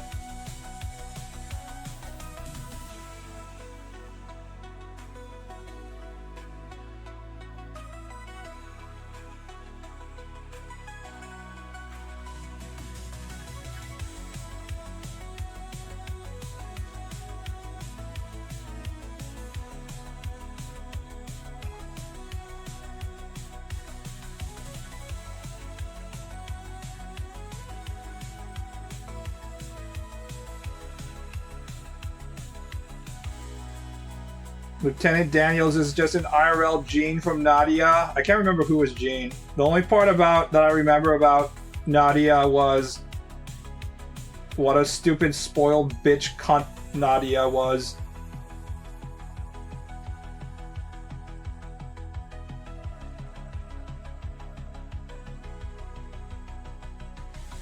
Jean is Glasses Boy.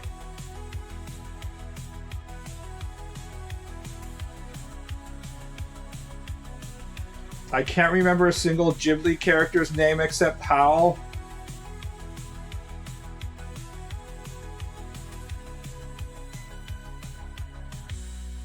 Unfortunately, I can. I wish whatever brain power I was using to remember the names of various Ghibli characters I was using for something else.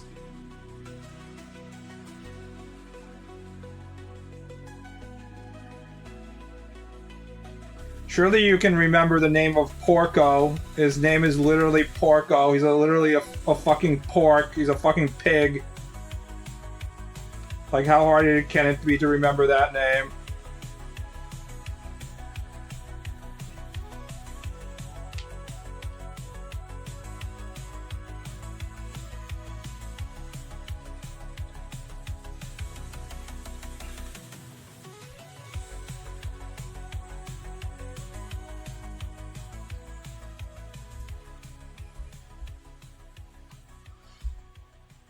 Also, Kiki. What if we replaced every single one of these famous Ghibli characters with ugly Oji-san instead of them being cute prepubescent girls?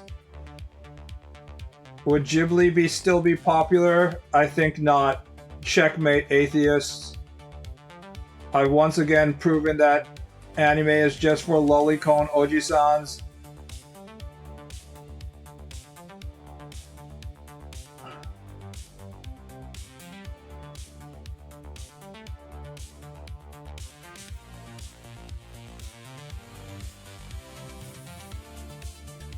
The only reason you like Ghibli is because the 10-year-old girl is cute.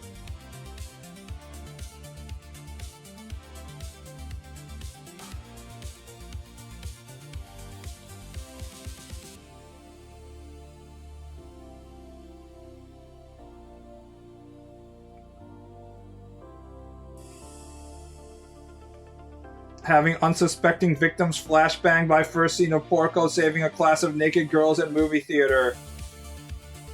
No, not the child nudity!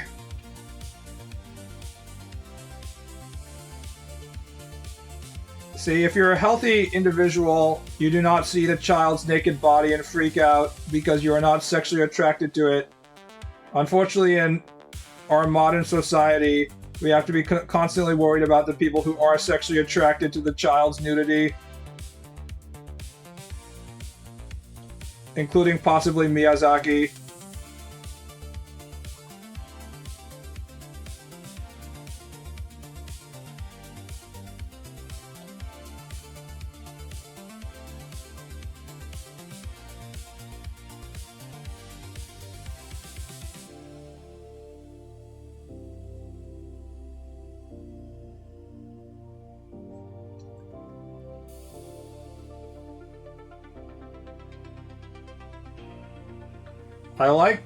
Out of all the Ghibli movies, I like Porco Rosso the best because it's the most self-indulgent, personal of the Miyazaki's movies. It's just like, it's literally his own self-insert, having fun in like this cool fictional world of pre-World War II, post-World War I. Adriatic Sea, where he gets to look like he's a dandy cool character. It would be like if I got to fund an entire movie about myself in which I was a cool, I don't know, F-18 pilot and bitches were throwing themselves on my dick. I was like, sorry babe, I'm too cool to have sex with you. And then that movie went on for like 2 hours. Tino. I know, right?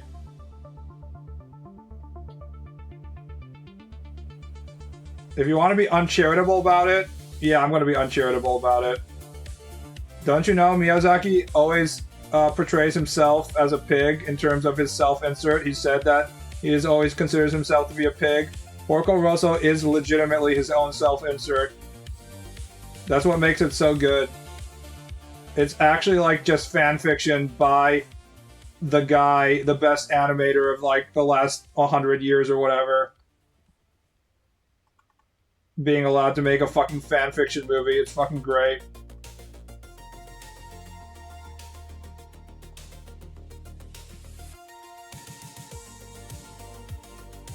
He gets a sweet, cute tomboy sidekick and baddie who runs a club. Yes.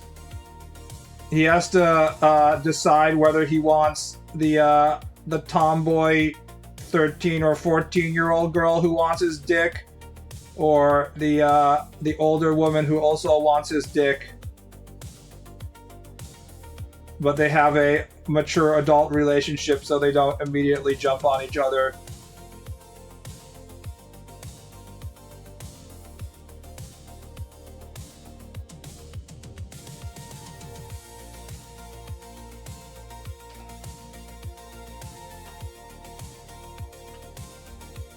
Self-inserts are good. Actually, the internet lied to you. Self-inserts does not equal Mary Sue / Gary Stu. Self-inserts are okay if the person writing them has some amount of artistic sensibilities and restraint. I think the term here is restraint. Porco Rosso is not a character that can do everything automatically. He's not a character that cannot fail. He might get all the cool scenes in the movie, and if you consider that to be the author's self-insert, that there might be some tastelessness in that, but it's like not on the nose.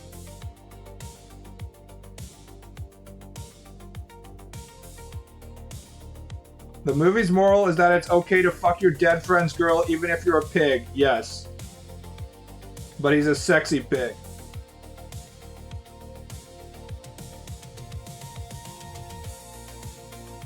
Self-inserts aren't terrible at all if done properly. If you have some amount of self-awareness, you can write a self-insert without writing a Mary Sue that, you know, is infallible and boring. You just need to have self-awareness and understand your own weaknesses. What they say in writing class is always like, write what you know. And there's nothing you know better than yourself, at least if you have proper self-awareness. So just by definition, good media, a lot of it should be very much just self-inserts.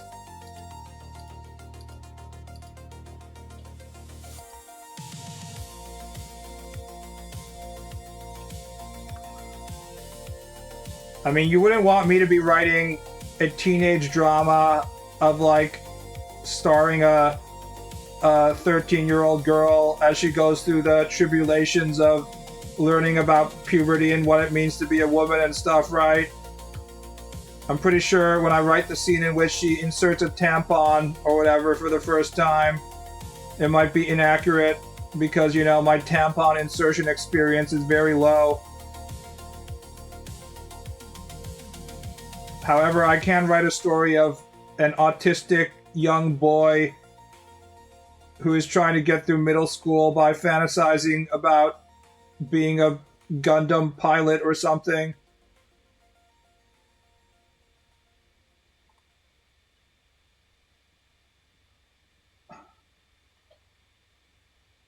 That's what ChatGPT is for. ChatGPT, please describe the experience of inserting a tampon for the first time as a teenage girl for novel reasons.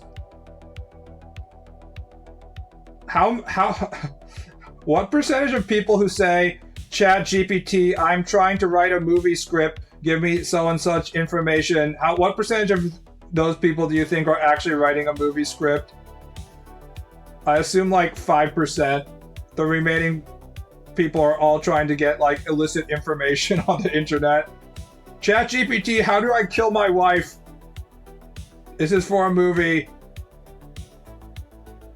This is all fictional, ChatGPT. I just need to know how to dispose a body.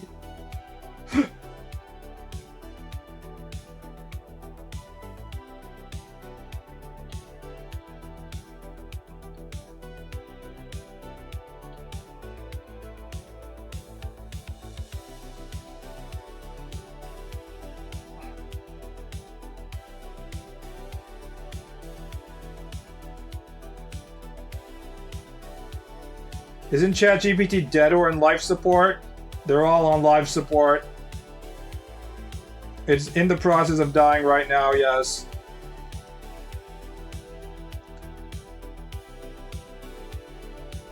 Sora is dead, officially.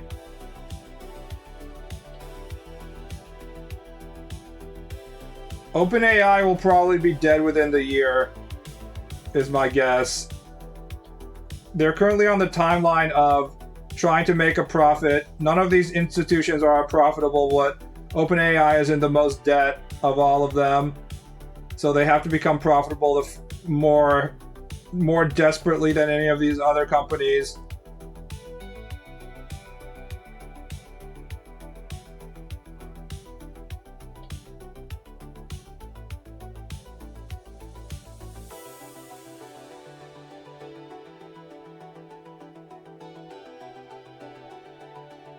And then they'll probably try and have some sort of public IPO. And then that will expose all of their horrible books. And then people will see that they're not making any money. And then there'll be like a massive stock market crash. And then everything will just like fucking crash and burn, is my guess. But who knows when that's gonna happen. My guess is it will happen this year though, at the current pace we're on. Only company I see doing well, unfortunately, is Palantir, who keeps signing international government contracts. I mean, it's not like AI is completely worthless. It's just that the hyperscalers have been using it for things that machine learning isn't good at. Machine learning is very good at, like, scouring giant databases. And if Palantir just wants to create a massive surveillance system so the government can Face ID anybody at any time, I'm sure they can have a lot of profitable businesses based off of that. It's just all the LLMs and diffusion models don't have like a clear use. Anything that's like about organizing big data and stuff probably is relatively helpful. Especially because the government doesn't give a fuck if it's hallucinating like 5% of the time and they mistakenly assassinate the wrong target. They'll just be like, it's okay. We're not accountable.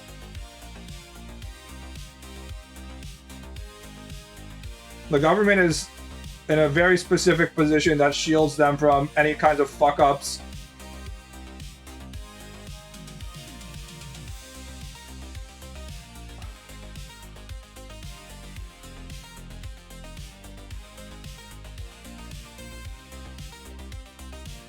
Anthropic too, because they released research paper with some level of honesty about the state of AI. I think of Anthropic as in the same boat as OpenAI, though.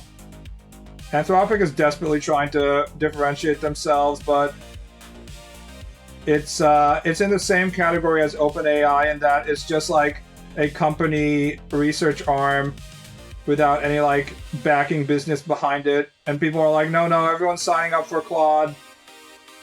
And Claude might be somewhat profitable, but see, they're showing like numbers about Anthropic having like tripling or quadrupling its revenue streams and stuff, and I just keep on like that's been being thrown around quite a bit recently, and I'm just like, I don't fucking care about revenue. If there's one thing I know about business, it's that revenue means absolutely fucking nothing. Revenue is the number that you shit out when you don't want to give you your actual numbers about profitability or debt or all these other things that are way more important than revenue. So as long as they're being like, no, we have so much revenue, that just makes me more suspicious about whatever company than less suspicious. So as long as Anthropic is being like, no, our revenue has quadrupled or something, I'm like, oh, that means you're probably going to go bankrupt, isn't it?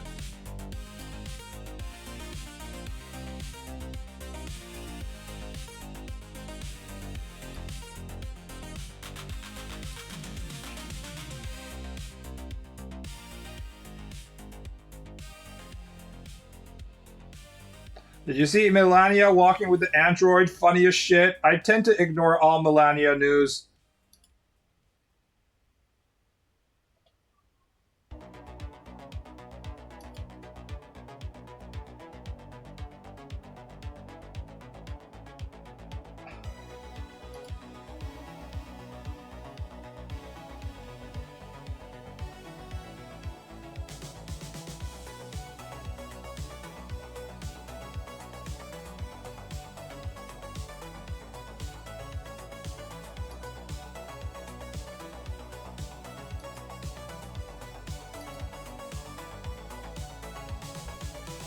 Anthropic CEO is more evil than Sam Slotman. Sam Slotman is just like, it feels like he's just someone who believes his own bullshit, which is pretty bad if you're running a billion-dollar company, but Anthropic people think that they're justice, which makes them even more dangerous. There's nothing more dangerous than people that have a lot of power who think that they're on the side of the good guys. Also, for everybody who says that, like, Asa gets big ass and stuff like that, I just like to point out, I mean, I know you've all noticed this, but Power in the final episode, like, they really, it really gives her a pretty juicy ass here. Have you noticed that?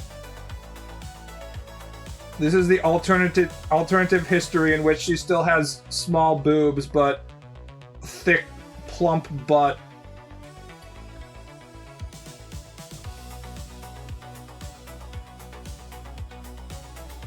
It was one of the things people noticed first, LOL. Truly, Fujimoto understands what his fans want.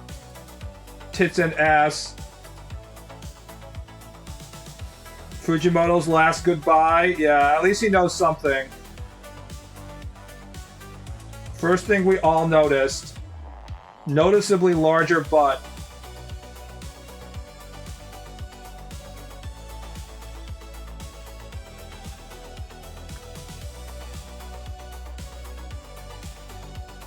Does she shower regularly in that universe? Probably not.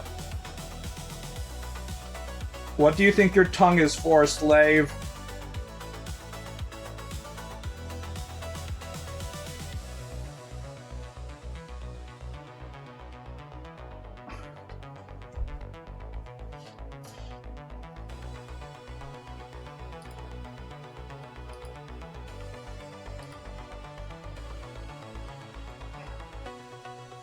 I like how people are discussing the viability of AI and like various sociological capitalistic functionality and stuff like that.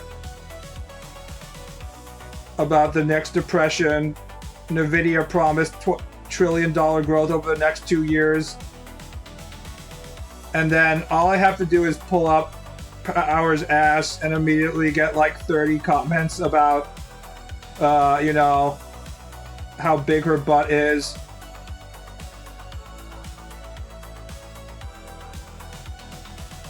We really all are Denji deep down.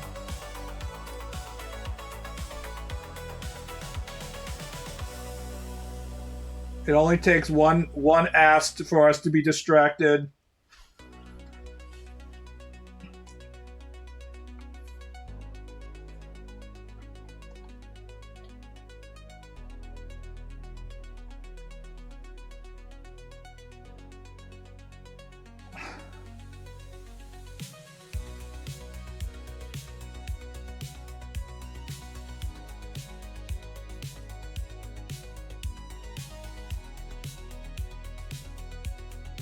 I like this line.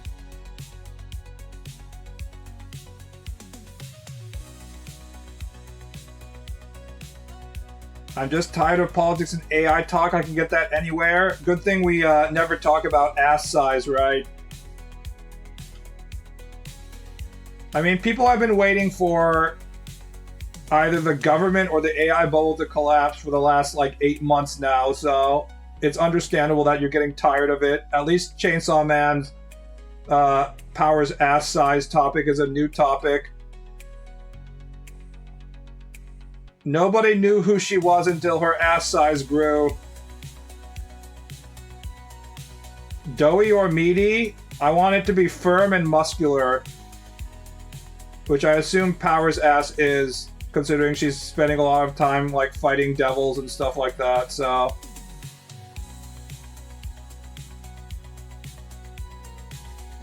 Doughy ass is in high supply, low demand, at least around me.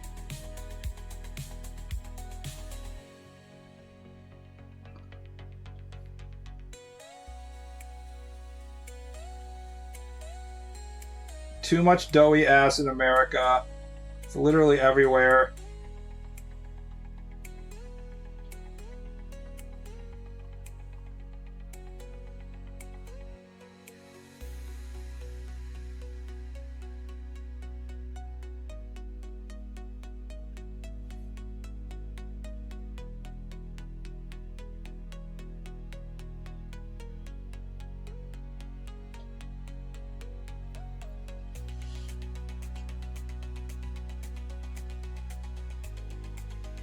What nobody comments is that Naruto will end up doing what Makima did because she doesn't have Denji as a father figure.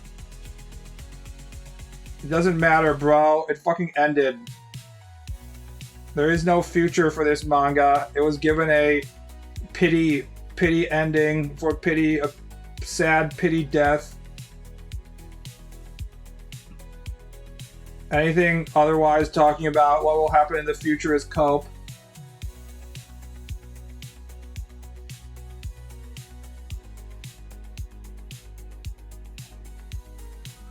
Also, Makima's major obsession was about Chainsaw Man, and Chainsaw Man doesn't exist. So, even that doesn't make any sense. So you have no idea how she's going to behave. Also, what was Makima's motivation? Her motivation was like she cared about Chainsaw Man or something, but we never really knew why.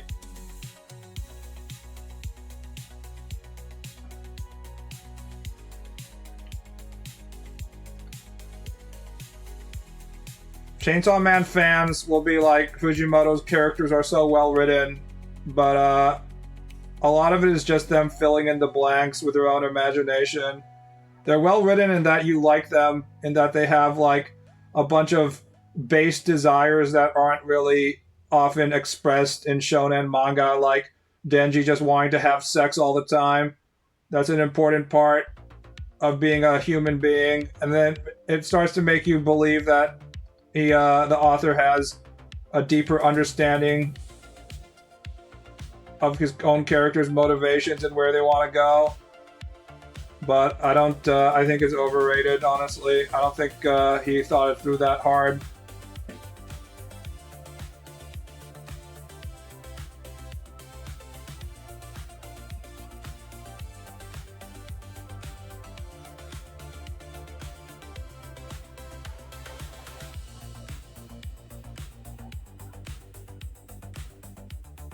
Keijo, Code Geass, and Agent Aika are like the only butt anime I can recall.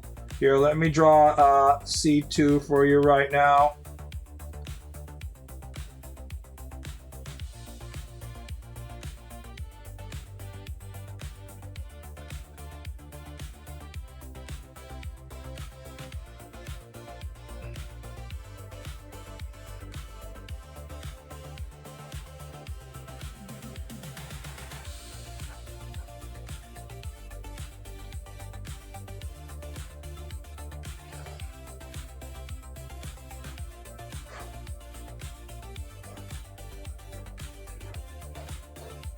Average Code Geass shot of female character be like... I'm sorry, the ass is a little too small. Let me make it bigger. Here, that's a more accurate C2 butt shot.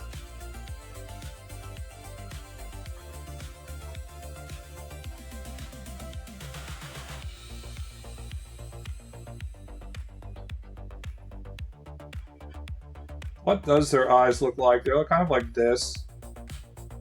They're in like permanent Jitome mode, I think. Like that. I can't remember what the hair looks like. It's sort of like a bowl cut.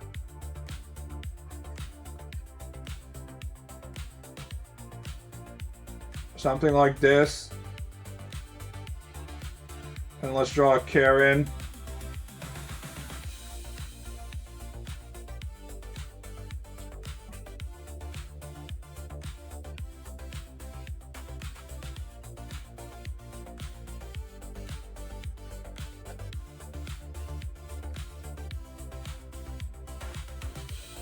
It was Clamp, always bedroom eyes phase.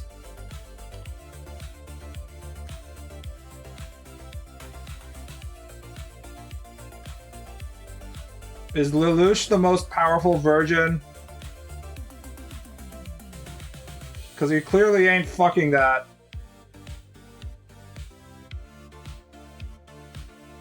I guess I'm the most powerful virgin.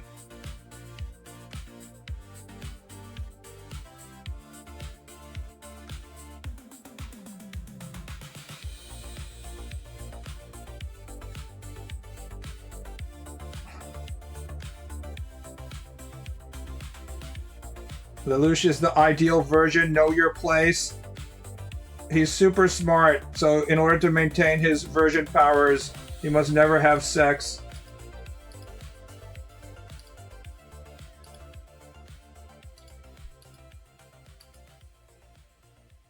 As soon as Lelouch has sex, he will lose his powers.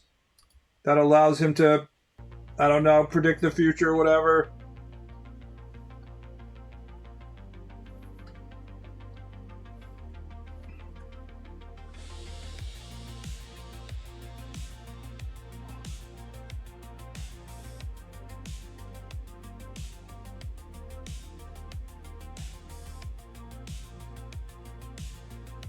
There really aren't enough original animation scripts.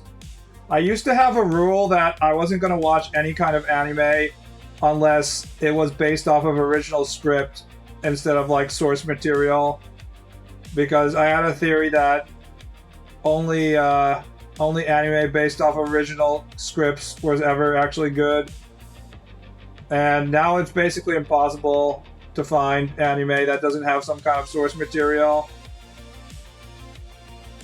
So that might be one of the reasons why I stopped watching anime in general. Like, all the anime that is most celebrated, including Code Geass, of course, tends to be based off of original script. Right?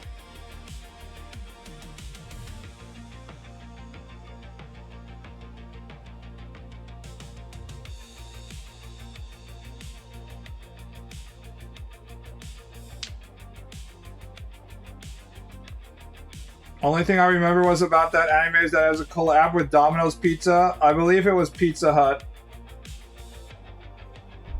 Or I might have been remembering it wrong, but I think it was Pizza Hut. Code Geass Pizza Hut. It's a prominent sponsor. See? I know my branding.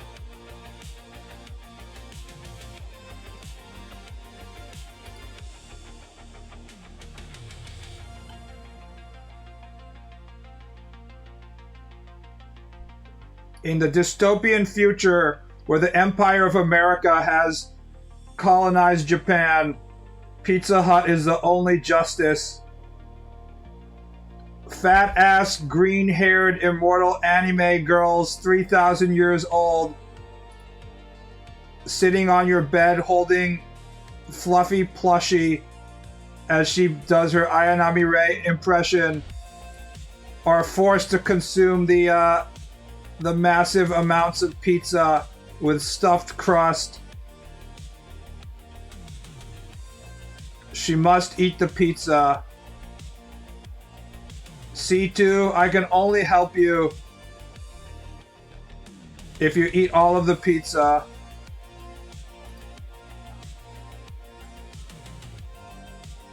Seems like every other project Trigger it does is original screenplay. I guess Trigger is really the only one. CC is 555 years old, which is hotter than being your mom. CC is better than Ray. I always call her CC instead of C2 in my mind. There's a Japanese drink called CC Lemon. So when I see CC, I always think of CC Lebon instead of C2. C2 is just a weird way to say her name.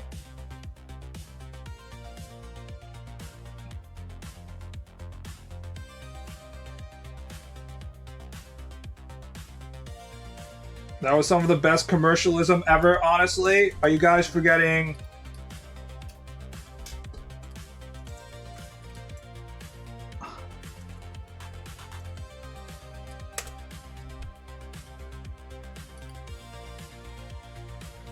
This anime? The gay-ass anime? But they had sexy female character that was supposed to appeal to men. And she got the fucking Pepsi sponsorship. Not just Pepsi, but it was like a specific part, like some kind of like non-sugar real cola taste. Pepsi next. I think this was before Zero Cola, so they hadn't started inserting the zero into it.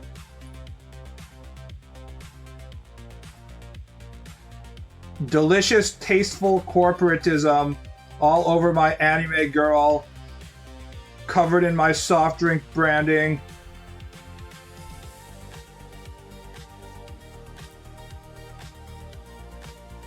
She looks like a Fairy Tail rejected design, still neat though. They're designed by that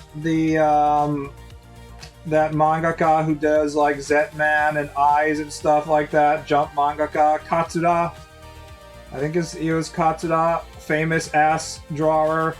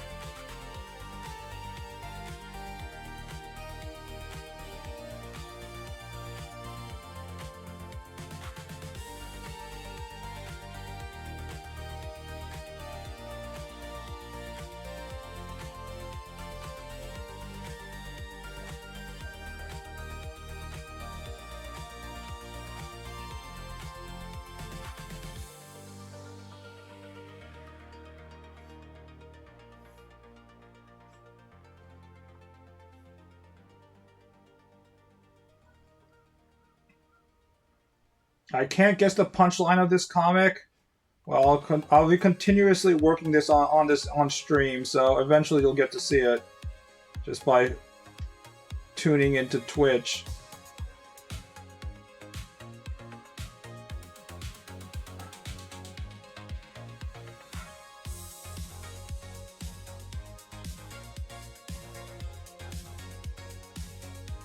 If we already had Diet Coke, why did we need to have more Diet Coke?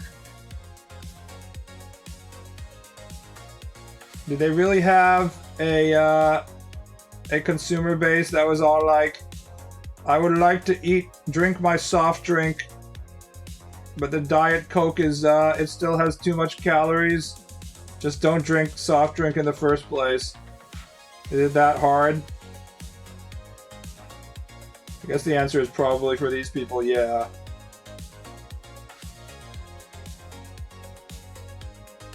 Because people made fun of fatties drinking Diet Coke? Well, can't we just make fun of fatties drinking Coke Zero now? Has anything changed? It's still the same problem, isn't it? I don't know how to draw whatever fucking mandibles this vaguely defined bug demon is.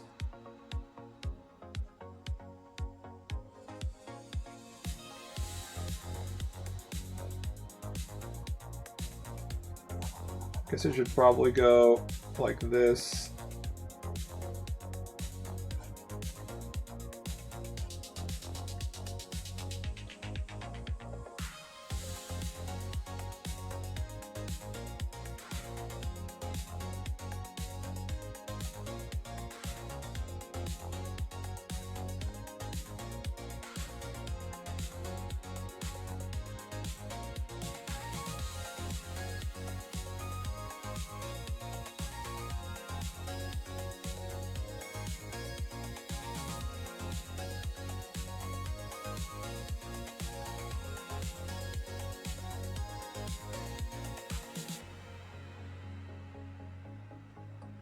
It has a specific flavor. What's the best tasting soft drink or diet soft drink?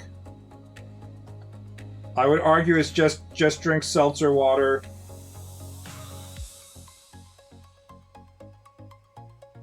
And not like flavored seltzer water, just like seltzer water, pure seltzer water. Hard seltzer.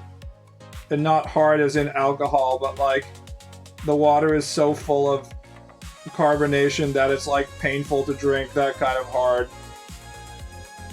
Hard men like myself, we require hard carbonation. Canada Dry ginger ale. Pineapple ones. I'm eating actual pineapple in the fridge right now. I got this like Taiwanese pineapple. The supermarket was selling it as like Taiwanese pineapple, and they were saying like you can eat all of it all the way to the core, and I was like, how different can it be? And I will say that Taiwanese pineapple does have more like of a thicker, succulent flavor than like the Filipino pineapple or whatever. It does taste slightly different, I guess.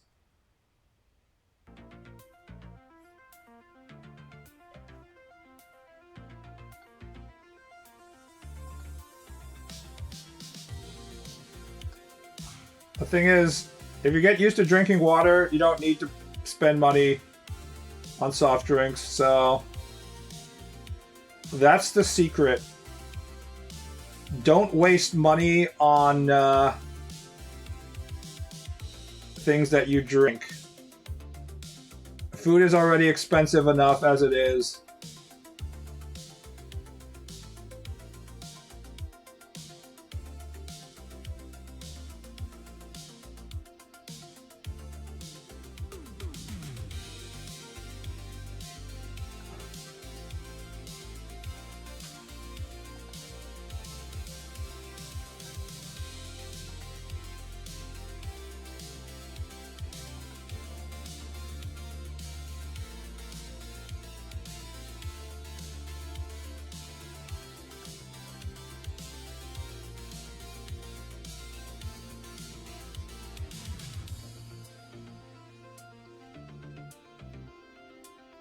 Just drink iced tea.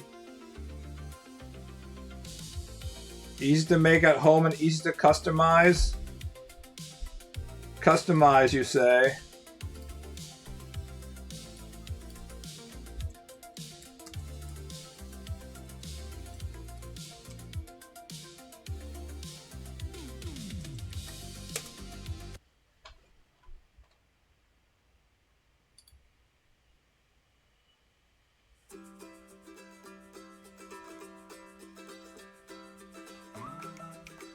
Boil 8 cups of water. Okay, okay. Remove, heat, and add 4 tea bags. Steep for 3 to 5 minutes. Okay, here we go. Alright, here's the tea. Stir in 1 cup sugar. Are we sure that was 1 cup? That looked like 4 cups, dude. There was no way that was 1 cup.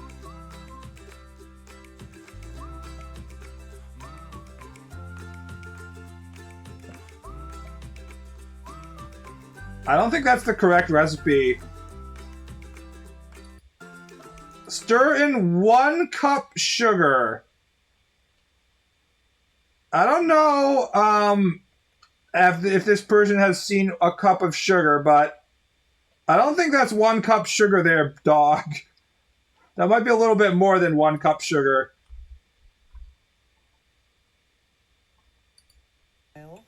And you put 4 tea bags in there, and I'm going to turn off the water and let that steep for, I don't know, a few minutes. Electric okay, so you can let this steep. Heaters suck. Once it's steep, then you're going to pour it into a cup of sugar. I've got pure cane sugar in here, but you can use whatever you want. But it is a full cup of sugar, and I'm going to pour that in there and let it melt the sugar. Sweet tea, what else do you need? Makes everything a little better, yeah, you've always been so good to me. So once the sugar is good... I like how they have a song. The house wine of the South.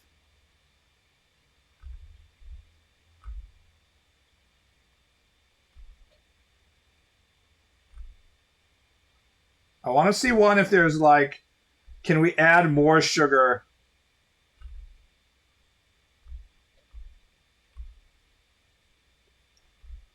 Sweet tea is it's pretty insane in terms of the amount of sugar you're drinking, but now that we're living in the modern future in which everybody is drinking these like 7,000 calorie Starbucks drinks, it doesn't seem as much of a big deal, you know?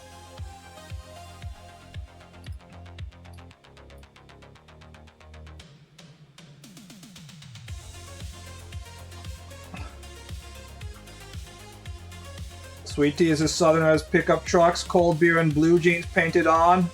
You're also forgetting other southern traditions such as lynching. I don't know.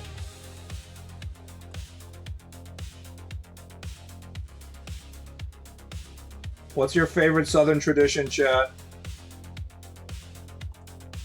Mine's poverty.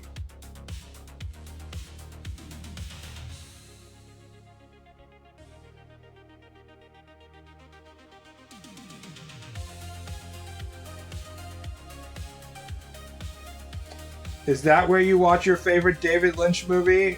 I like how they had to like invent a new word for murdering people.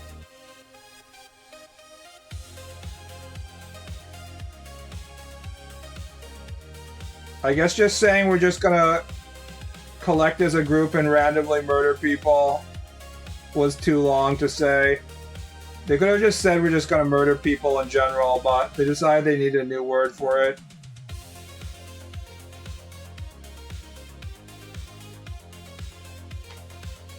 Scope's monkey trial. Evolution isn't real, guys. Are you saying that humans came from apes? I think not.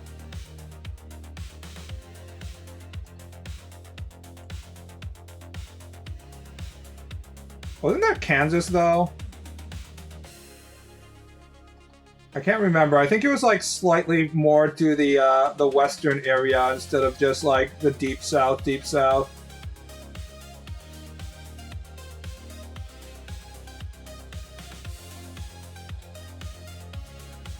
Cousin fucking.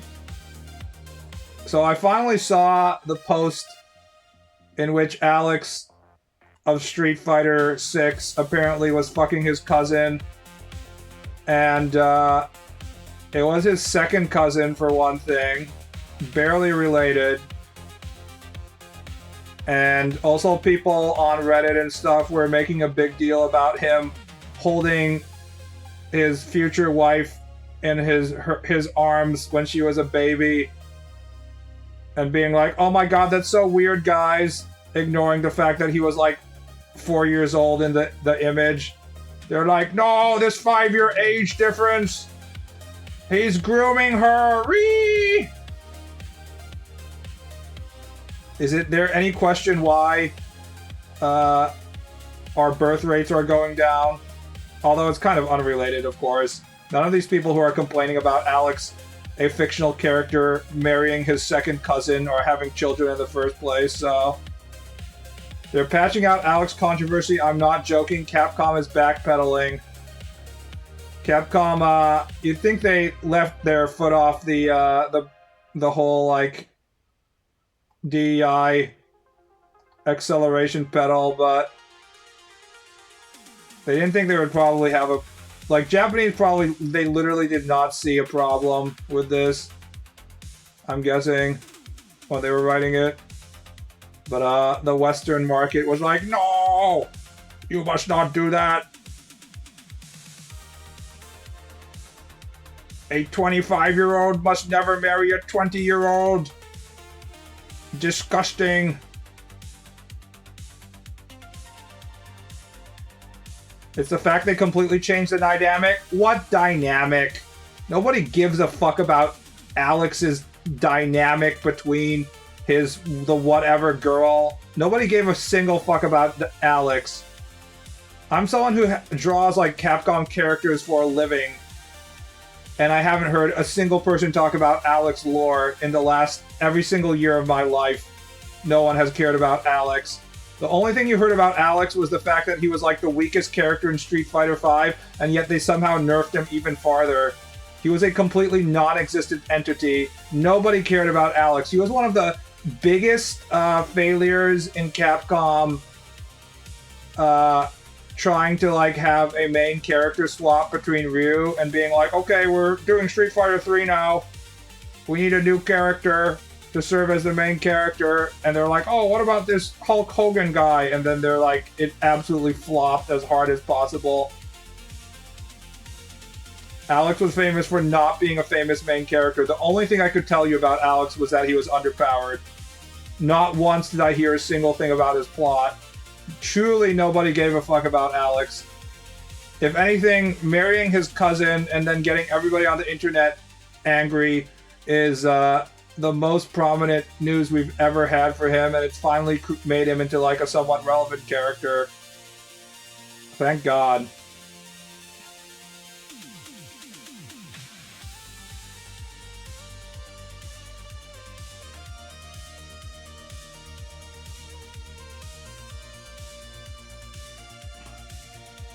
They don't give a fuck about Alex, they give a fuck about weird family shit, lol. What they give a fuck about is winning. People online who complain about this stuff have nothing better to do. They see this as like a form of competitive sport. Taking away the boys' toys is the goal. It has always been the goal. We've known this for the longest time.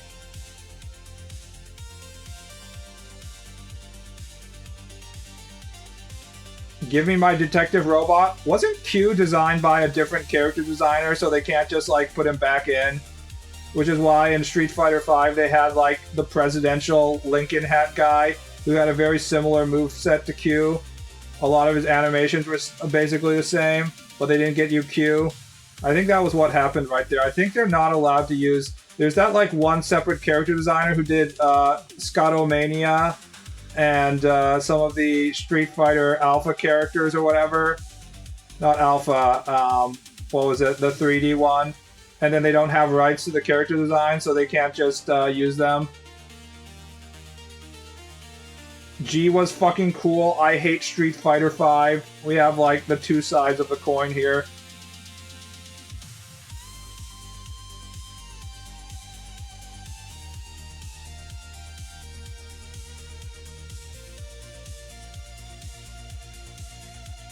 People aren't complaining about it, they're more just dunking on it.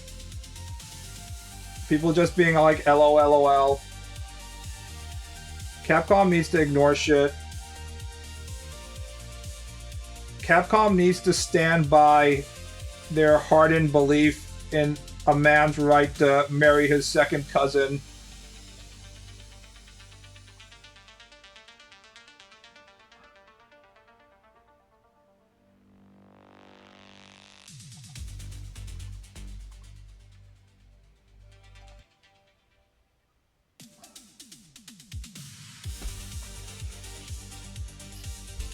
I mostly hate Street Fighter V because it made fighting games into a try-hard Evo thing by ignoring casuals. The marketing character design was just too Evo focused.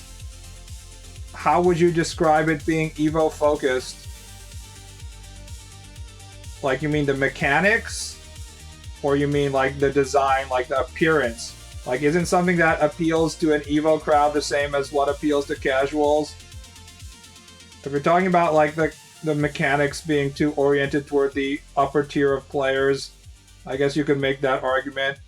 But that seems like something where if you complain about it, you'll just immediately have people be like, LOL, get good.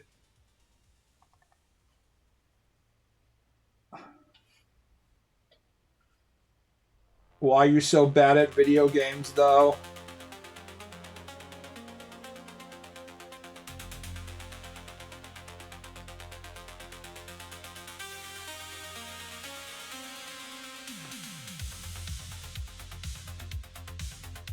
Probably some characters being overpowered for casual players while being relatively balanced in high-level play.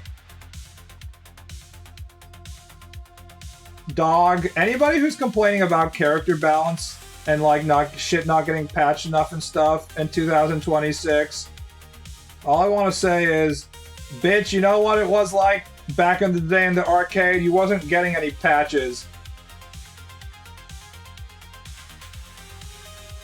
There's like an entire Dogura, if you guys know Dogura, there's an entire segment in his fucking channel about broken, overpowered characters from back in the day in the arcade. And like, the worst ones, like, you have no fucking idea how bad they are. Rugal destroyed entire friendships. My favorite one, because I never actually got to play this, was, let's see if I can find this.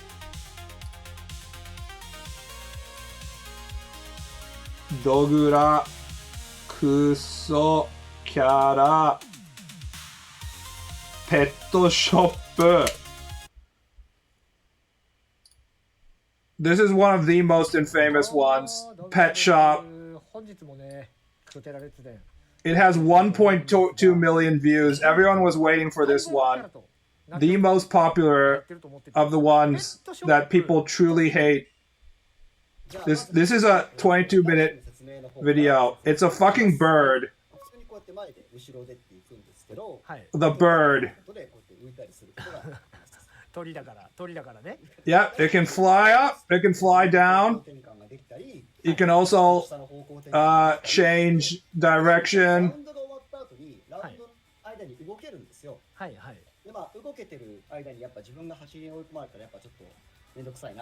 This is, you already see the problem, right?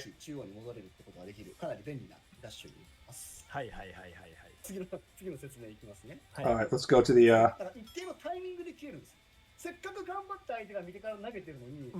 you can just hop in and out. And then you can shoot an unlimited amounts of icicles.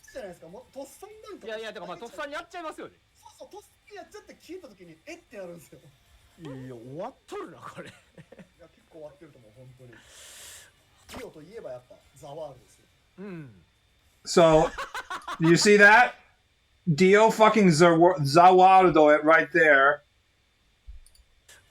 And it fucking it zips away during the world.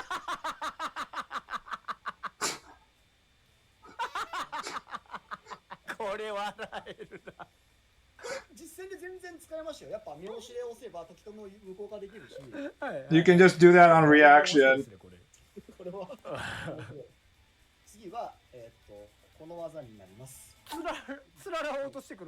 Icicle pick.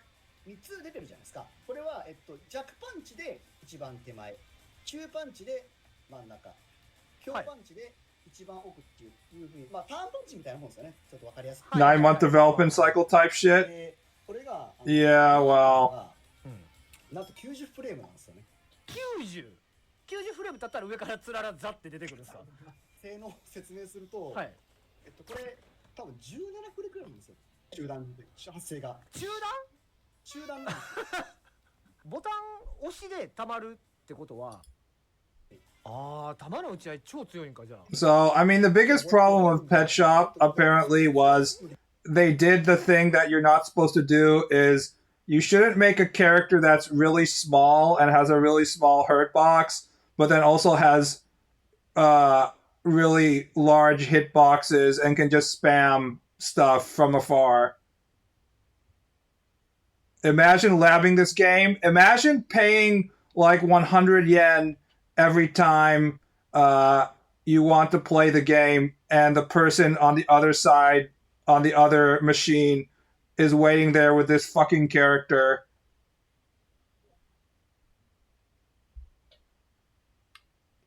People run tournaments for this game. Pet Shop is banned. So this is one of the most obvious ones, but there's one more that I'm not sure you guys know about, but it's this character. This is considered to be the most broken character possibly of all time. It's Mori Motonari of Sengoku Basara. それでですね、性能の解説の前にちょっと解説したいことがあって、This green guy. 毛利が出てきたら飯の合図っていう So this person who's explaining is saying if Mori appears, it means it's time to go eat lunch. So there was a Sengoku Basara fighting game. Sengoku Basara was like a what do you call it? The Romance of Three Kingdoms. Is that a chakram? It's a giant round thing. I forgot how it works, but 必殺技を見ていこうと思うんですけど、なんでこうなったのか。ね、何が起こったんですかって感じですよね、これ。 I forgot the specific mechanics, but basically at every single point of the mechanic, he has something that's broken. This is considered to be the absolute strongest character, even among an era in the arcades when like they didn't properly balance shit. If you just watch his special, his normal like swinging moves, he swings this round thing and it hits like across the screen just to begin with. But then that's just like the beginning. There's this whole like gauge system. コパンマイビーチューダーみたいなさ、甘えた連携するじゃないですか。これをモール相手するとどうなるかっていうと、こうなるんですね。なんか言ってません？ Anyways. Enough of talking about how fighting game players have an easy life nowadays. Just the fact that you get patches is it's for the weak. Back in the day, you didn't get a patch. If someone was playing Pet Shop, you just weren't allowed to approach the machine. You were like, "Oh, today I'm going to go play JoJo's All-Star Battle." They're like, "No, you're not." Because that guy was playing Pet Shop.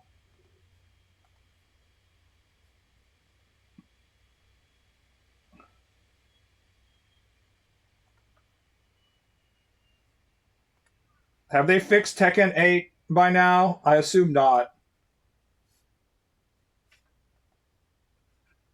Also, if you're like a fighting game character, think how much easier your life is than, say, like the MOBA players. All you have to do is just get better at the video game, right? Like, oh, your character is nerfed? Just play a new character, dog. Just learn a new character. Think about all the MOBA players whose like half of their win rate is reliant on whether they get like some fucking Brazilians on their team or some shit. The Valve matchmaking system. That shit's never getting fixed. It's fucked for good. Let's check the Steam review page of Tekken 8 for 1 second here.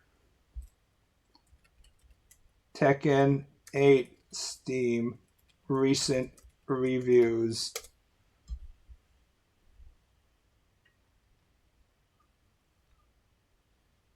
Oh, you can save 60% for Tekken 8 on Steam, guys. Now's your chance.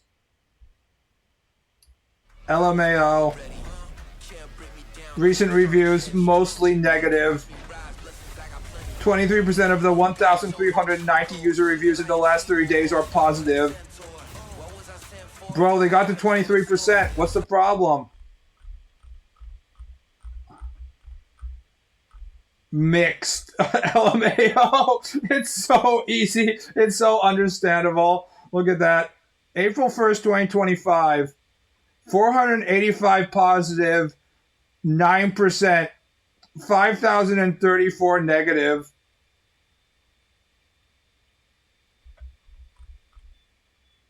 Delusional devs. Each patch buffs offense and adds new moves instead of buffing defensive. Utterly pathetic and disgusting dev team for wasting everyone's time, giving us false hope and destroying a legacy game. 600 hours on record. 159 people absolutely, completely agree. Posted March 17th. This is the most recent reviews. 221 hours on record. The moment you take this game seriously, it sucks all the actual fun out of the game. Don't fall into the trap. Season 3 was the final straw. It's clear the balance philosophy is no longer about competitive integrity or player satisfaction. Every major patch feels like it does the opposite of what the players want. Install pickup female character make Goomer custom sidestep my ass GGS. At least this guy knows what he wants.